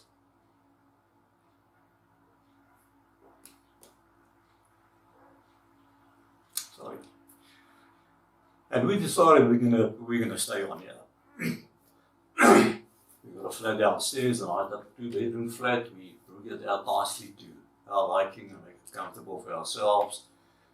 It's a practical place, it's on the ground floor, and we decided we're going to just stay on here. And our life became one of joy. Mandy died with me up till 2 years ago. We got our diving qualifications at the end of 2015. And a year ago we came back from a dive from Kamas, and again, the Lord's hand in everything. She was just about to do a 200th dive the following day, but the weather was lousy, sea rough, they cancelled the dive. It was a Friday, so we decided we're going to stay on the weekend and just come back Monday, get her to do a 200th dive.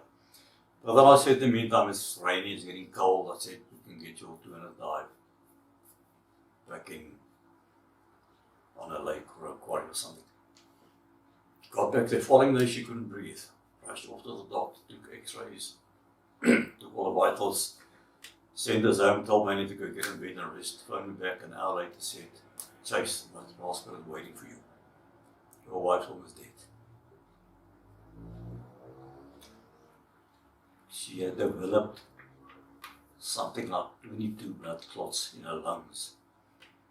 And we immediately thought, what had we done wrong with the dive? Because we were fairly experienced at this stage, fairly qualified. Anyway, off she went, I dashed off to 1 mil. The Adventurous took, sent off for MRI scans, etc. Did all tests. She went for a couple of days. And eventually they discovered it was apparently caused by hormonal medication that she took.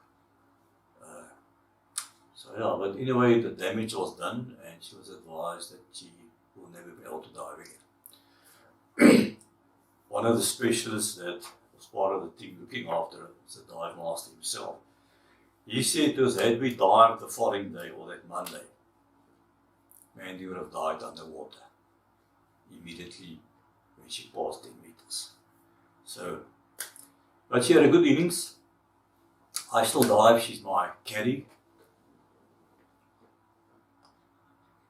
And she's still very, very involved, still helps me.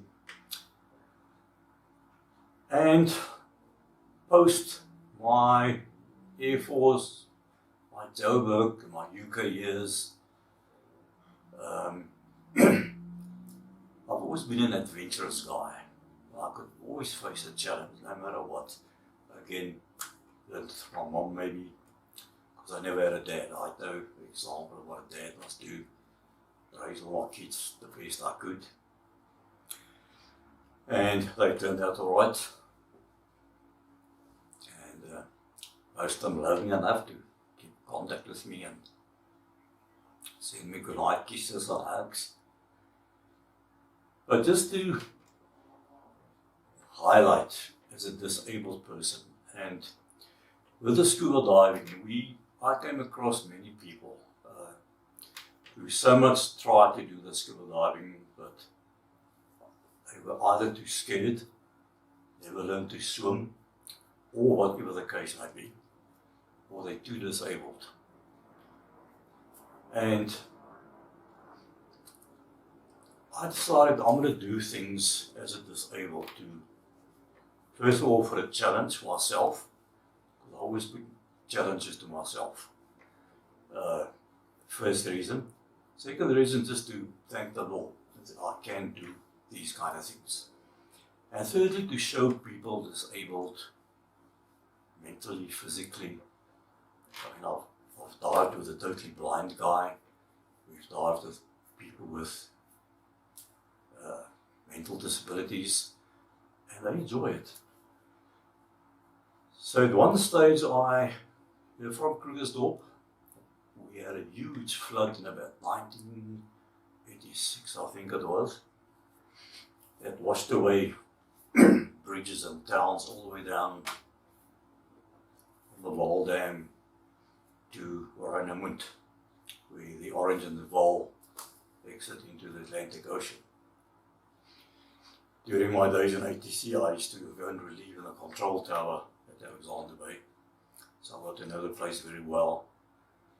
I swam across the mouth of the Orange River one day as a little challenge, not a long distance, about 2 kilometers, 3 kilometers.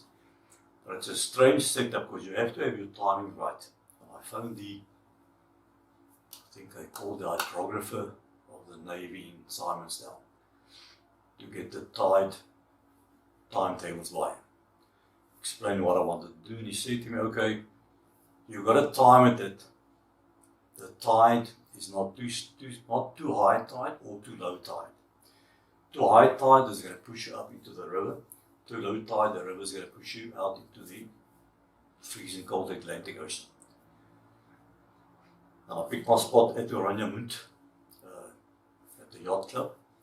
I got a guy from Alex with his little boat, just as a support vessel. And it just so happened the spot where I jumped into the river was a dividing line between the river and the ocean, and at exactly the right time. There was no movement. And I swam across the 2 or 3 kilometers, my left arm in warm river water, and my right arm ice freezing cold Atlantic Ocean water. And because I normally have a support next to me to guide me, because while you swim, you can't really keep direction and keep your head in. But I realized if I swim with 2 strokes, left and right arm in cold water, I'll veer off to the right. And if it's two strokes in warm water, I'll veer off to the left. And I would just correct my heading. And I'll swim across this without even looking at the guy next to me. Very interesting. So with the flood, we decided to cycle to Bloemfontein to raise funds for the relief fund. We got a sponsor from Toyota.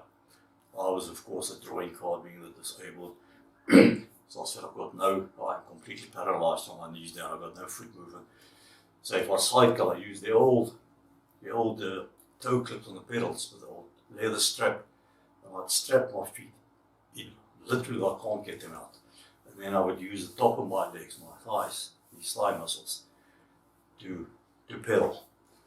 So we practiced, got ready, we got our sponsors arranged, done all the arrangements en route. And we set off to cycle to Bloem, all went well, and 110 kilometers from Bloemfontein. My left knee packed up completely. I couldn't move it. And we'd come so far, and I said to myself, I'm not going to stop here. So I just took my foot out the pedal. I held my left foot in my left hand, right hand on the handlebar. With my right leg, I cycled and pedaled the remaining 110 kilometers. And we made it. And we were welcomed by the mayor of Bloemfontein. There was a nice set of special cufflinks that we handed in the check of the money we raised. I also in Cape Town, while staying there, I decided to go do the Argus, same principle, strap my feet in. And I knew it's a long run, 108 Ks. Those who have done know the Argus, lots and lots of uphills. And most times you cycle half of the trip until you turn around to come back up north to Camps Bay. You cycle against the southeaster wind coming over the bay from about 45 degrees. And the day we pulled away early in the morning, lo and behold, we had a nice 38 knot southeaster wind. But anyway, I couldn't afford to stop or get on my bike to walk and push, because my feet were strapped in. And my target was just to do it in 5 hours. That was my goal. I mean, the top guys do it in these days probably 2 hours or less. I cycled all the way around. The last uphill out of Advertise, Hill, fantastic. I thought I was going to conk in there. But I persevered, and as I went over the finishing line in Camps Bay, I looked on my little cyclometer and it read 5 hours, 5 minutes. And I was very disappointed that I didn't make my 5 hours. But unbeknownst to me, they had their own timing devices. They timed the cyclist from Pullaway to the finishing line. And when I got the official result of my diploma, I'd actually, excuse me, I'd actually done it in 4 hours 55. So another goal achieved. Then, sorry, I have to refresh myself here.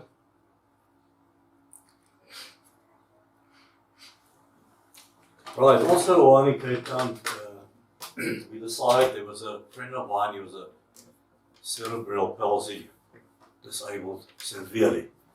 But he used to swim with me and train me because I always loved swimming. I would always stay fit, and we'd go swim in the public pool after hours when we closed down. The old manager would open up for us, and he was like an hour because he lived right next to the pool. And he would just come back when we finished, we'd walk past his house and say we'd finished, and he would lock up. So Reggie and myself, Reggie Gillespie, bless his soul, lost contact with me altogether, decided we were going to swim around Robben Island. As it is, just the speed across. No grease, no wetsuits, no nothing. We trained and did all the logistics, and we contacted the Great White Shark Institute in Kraaifontein, I think they were. The main guru lived there. Went out to him just to get information on possibility of sharks. And he said to us not to worry. The last great white shark, or tiger shark, bull shark, the dangerous ones, was spotted there like 25 years ago. Because my main concern was the penguins for part of their stable diet. But so we were safe to go. I had a springbuck paddle skier, who was my navigator next to me. He paddled about a meter and a half away from me, again to keep my heading. And then we had a bigger support vessel with liquids, food, a rifle, advised by this gent from the Shark Institute, just in case we do spot a shark for protection. Anyway, NSRI sponsored us because they were to Robben Island. We started off by the harbour and we swam. We were going to swim around the island and back to Robben, to Louwburg Beach. The circumference of Robben Island, I think, was 12 km and 7 to Louwburg. But going down past the island towards Cape Town, you're going to swim 2 kilometers past the end of the island with a lot of old shipwrecks lying there, which causes, with the current, a lot of vortices and turbulence in the water, which you can't swim through. So you're going to swim 2 kilometers past, then come back on the seaside of the island and swim around. But we were delayed because one of the NSRI boats conked in just before they took us over. So we were delayed by about 3-4 hours because they had to go drive all the way to Hout Bay, get the next boat, drive all the way around Cape Point up, through back into Cape Town Harbour. So by the time we pulled away, the southeaster wind had come up. And we had just swam past this 2 kilometer, we turned around, just busy tackling the seaside of the island when we started swimming against not just swells but waves in some cases. And it became just too dangerous to swim. Angus, your paddle skier, we actually started getting separated. Because I'd find myself in the trough of a swell and he'd be on top here, 6-7 feet above me, and we'd be vice versa. The support boat couldn't get too close to us, and eventually we had to abort after we'd done about half the distance around the island, which was phenomenal. We didn't know how to get to the support vessel. So Angus shouted to me, said, okay, when he comes off a swell, and he comes up again, I must swim off the swell and jump onto his paddle ski at the back, which we did. I clung onto the back of his paddle ski, and he paddled to the support vessel through these waves, swells, howling wind, And the same principle, getting into the boat, no way to get on top of the boat. So you had to get on top of a swell and literally paddle off the swell onto the deck of the boat. So anyway, we thought this is kind of a failure. We still want to do something, so we decided to swim across the old Adventurous Dam. My motivation to a ridge was we had to fly across it at one stage, and we didn't make it, we crashed. So maybe I must try and swim across it. So we started training, we got our sponsors, everything. They came, packed up the resort at the Gerib, nowadays called the Gerib Dam. They put us up for the 3 days, and the head of the waterworks department there volunteered to use his rubber duck with all the supplies and to steer us with his GPS and so on and so on. We pulled away from the dam wall, and the Gerib Dam are actually 2 huge dams linked with a narrow little channel. And on the way to the dam, it rained something horrifically. So when we started swimming, the water was not much warmer than the Atlantic Ocean. We swam around the island at about 10 degrees. We got to the dam, it was like 14 degrees. It was cold. Then we swam, and 2 kilometers from the end, after 8.5 hours, and 22.7 kilometers, we had to abort because the rivers that had come down from that side of the dam washed down car wrecks and car roofs and corrugated sheets and tree trunks and plastic bags, and so we had to abort there 2 k's from the end. But we were proud enough. We'd done 2.7 k's in 8.5 hours. Again, motivation. It was so amazing. On the way back to the resort, old Dorf, the skipper with his GPS, received a phone call on his cell phone. So he throttled back and we just sat still, and he cut the engine and he spoke to somebody. He said, "Who?" "Robert Earle." "Hang on." He said, "Yes, he's on the boat with us." And it was the Volksblad newspaper from Bloemfontein. They somehow got wind that I made this joke, I couldn't fly across it, I wanted to swim across it. And here I'm having an interview with a newspaper in the middle of the Gerib Dam. And they again put it in the newspaper, a previous clip of 20 plus years ago with my crash. And again now swimming across the ocean. Put the photos on for you to see. As I mentioned, I flew gliders in Bloemfontein in the UK when I was there. I flew microlights. I was very fortunate having joined the RF Association. We got invited to many events. I was invited one day for a lovely low-level flight in the Chinook chopper as part of the crew, knowing my history. So all magic stuff. Just see what else was there. Bear with me. Now then, of course, as I say, the scuba diving. And then when I turned 65, just before I turned 65, so after we had returned to South Africa, we went to an air show at Swartkops one day. And I had a look at all this aircraft standing on the static display, all planes that I grew up with. Earle, Impala, Buccaneer, Canberra, Shackleton, Mirages, the CZs, the F1s, and they were in a horrific state. There was half of them stood there with flat wheels. The children ran over the aircraft, jumping on the wings, on the cockpit. The Boeing 707 was parked. It wasn't cordoned off, there was no guard standing there. The children swung on the hydraulic lines in the wheel bay. And I was totally disgusted. But I decided I'm going to do something to raise awareness, to up the game for the museum. And I paid Swartkops Museum a visit, walked in there, found an office with a gentleman in civilian clothing.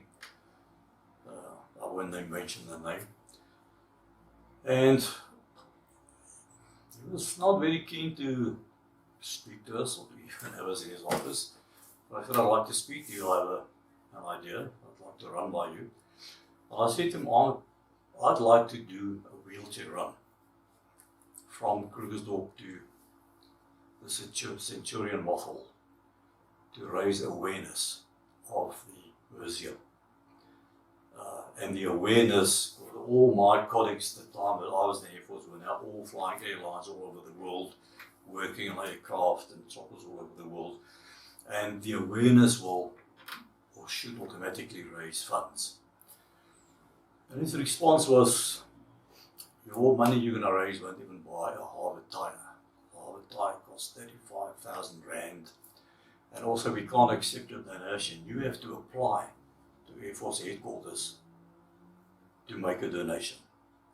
These were his words. The Air Force, some of the financial committee sits every 3 or 4 months. So even if I offer to donate 100 or a million rand, they will sit and decide whether they're going to accept your application to donate money towards a museum. And I thought this completely bizarre. And I thought, with this attitude, I'm going to drop the whole thing. And I then approached the Handicapped Scuba Association of South Africa. The founder, owner of it, big friend of mine these days, Melissa. She's also she's got a severe disability. I'll get on her name now. So I said, I made her the offer. I said, can I do this run for your organization? And she was absolutely thrilled, couldn't thank me enough. They did all the logistics, they arranged all the support vehicles. My diving club in Krugersdorp, Seventh Heaven, absolutely fantastic. They arranged to have all the support of the bakkies and the flags and banners, and I had to get permission from all the highway authorities in Krugersdorp and in Johannesburg and Pretoria. Pretoria flatly refused to grant me any permission to wheelchair on the highway. They wanted this liability insurance, and this insurance, and that insurance. Joburg, highway traffic department, no problem, and Krugersdorp, no problem. So they escorted me, Krugersdorp, the boundary reaches up to the Lanceria turnoff. Now this is the vicious highway to Pretoria. It's just uphills and downhills. There is no straight stretch. Now I wheeled in a dead normal standard wheelchair, nothing fancy. Anyway, the day came, newspaper came out, had an interview with me. Traffic cops escorted me over this, probably one of the worst crossings in the whole Gauteng, is the one at Cradlestone Mall. I felt so honoured, having all the traffic stopped for me in peak hour in the morning, and I crossed it on a wheelchair. It was quite another unique point on my little CV.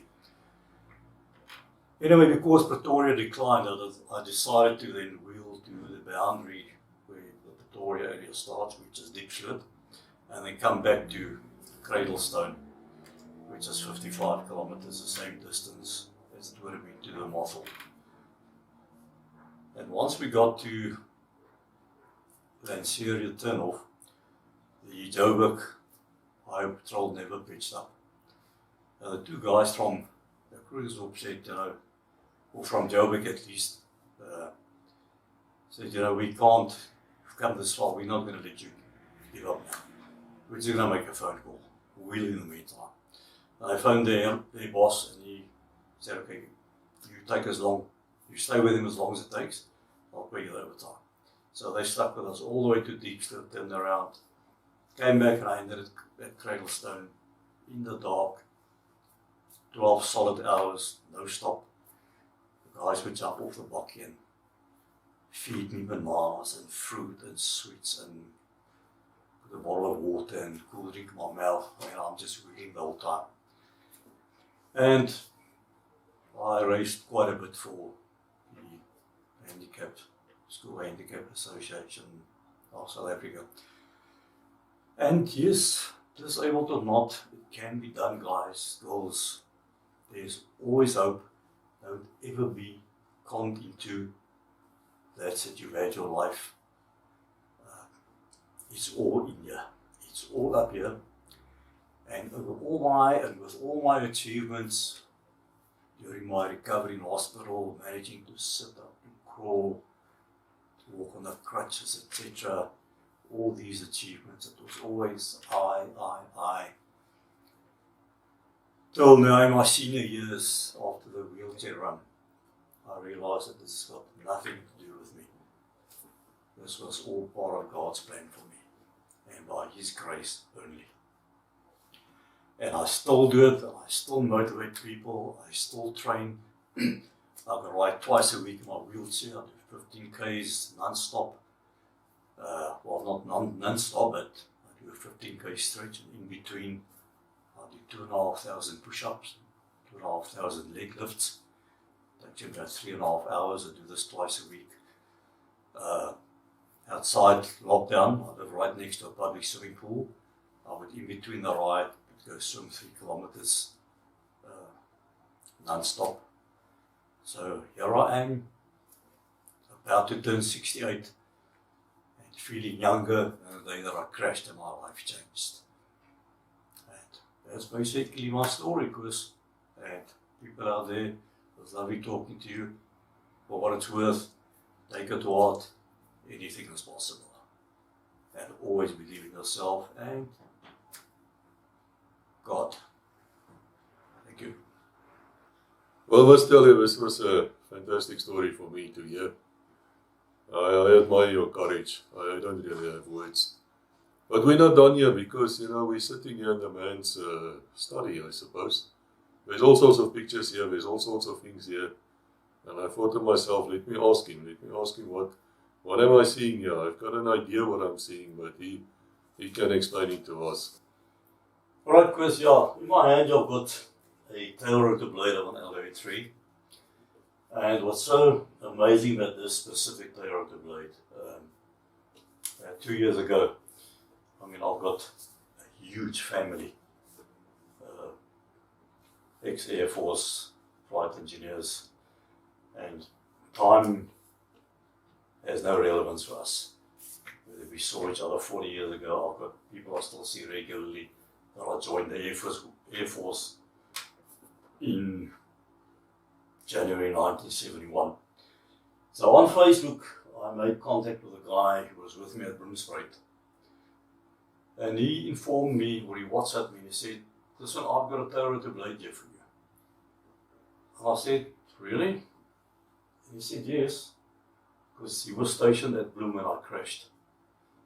And he said, when they brought the wreckage back, because they had to swing the wreckage out with a freelon up the hill onto a low bed, military low bed.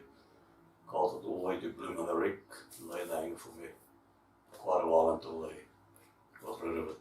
And they said he managed to salvage one of the original tail rotor blades from my specific LO58 that I crashed with.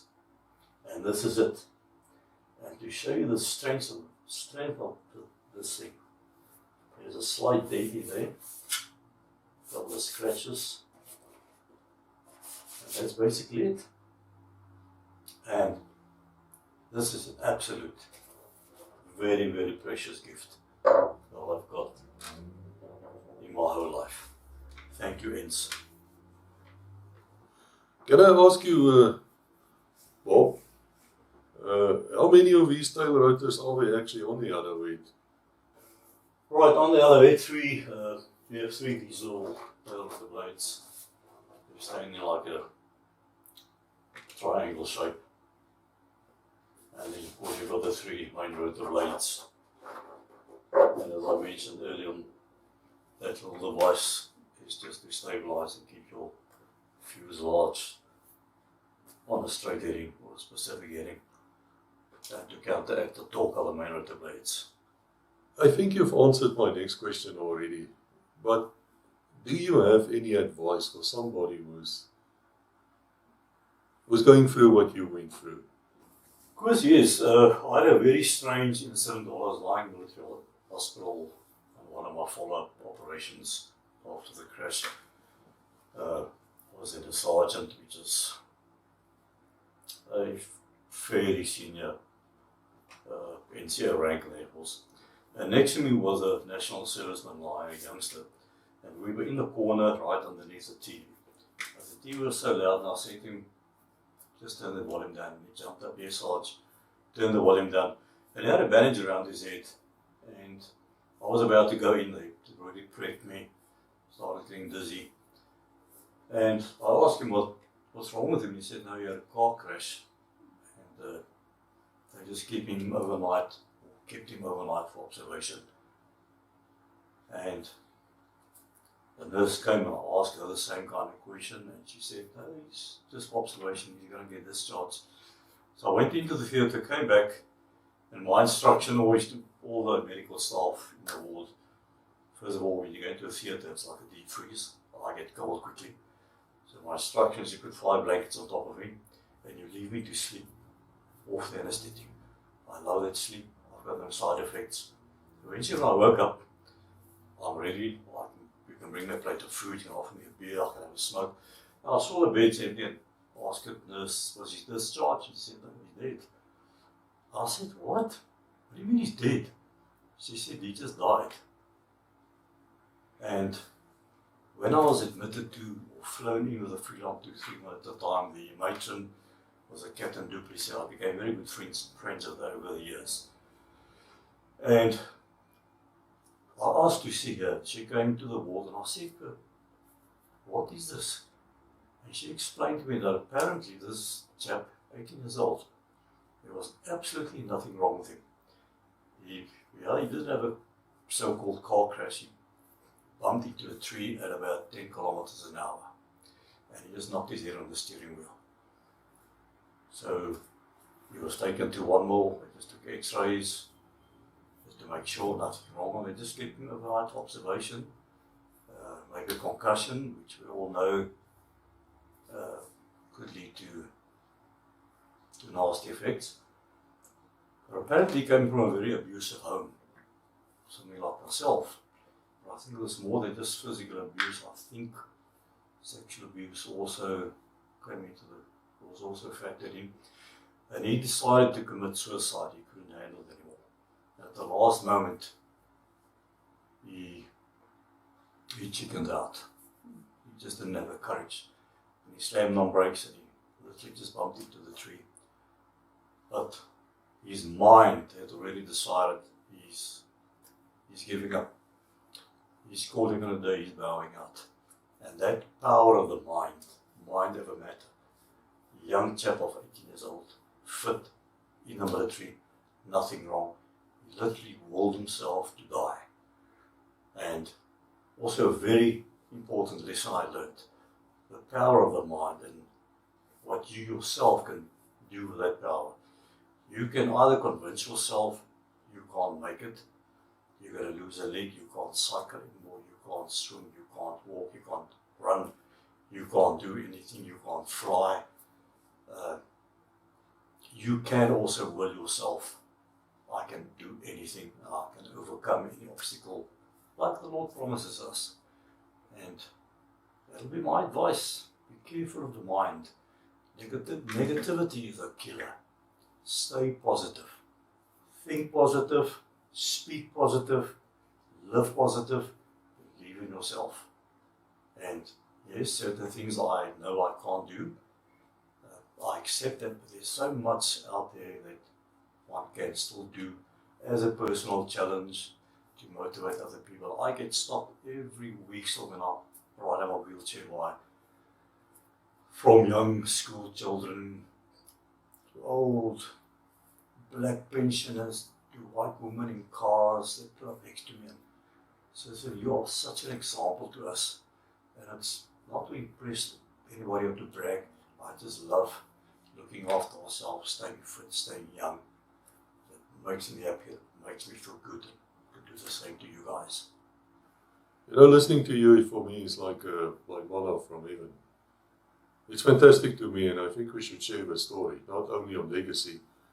So if people want to contact you because of this video, and perhaps they've heard of you from other videos, can they do that? Is it possible to get hold of you to go and make a speech or something, or to talk to people? Yeah, most certainly, because I've done a few motivational speaks at church and gatherings, and I'm always available. I'm always willing to come give a talk to anybody, anywhere, within reason. I just want to, it's just my life goal to motivate people, to encourage people, and to physically show people what is possible. So anybody can contact me anytime. I'll be there to give advice, encouragement, motivation, guidance, whatever you require. I'm here. I have to ask you a genuinely last question here. Can you tell me about the people who played a role in your life to support you during this journey? Because it's a journey. Specifically your wife. I've met her now. Can tell you people she's wonderful. She even fed me some wonderful food.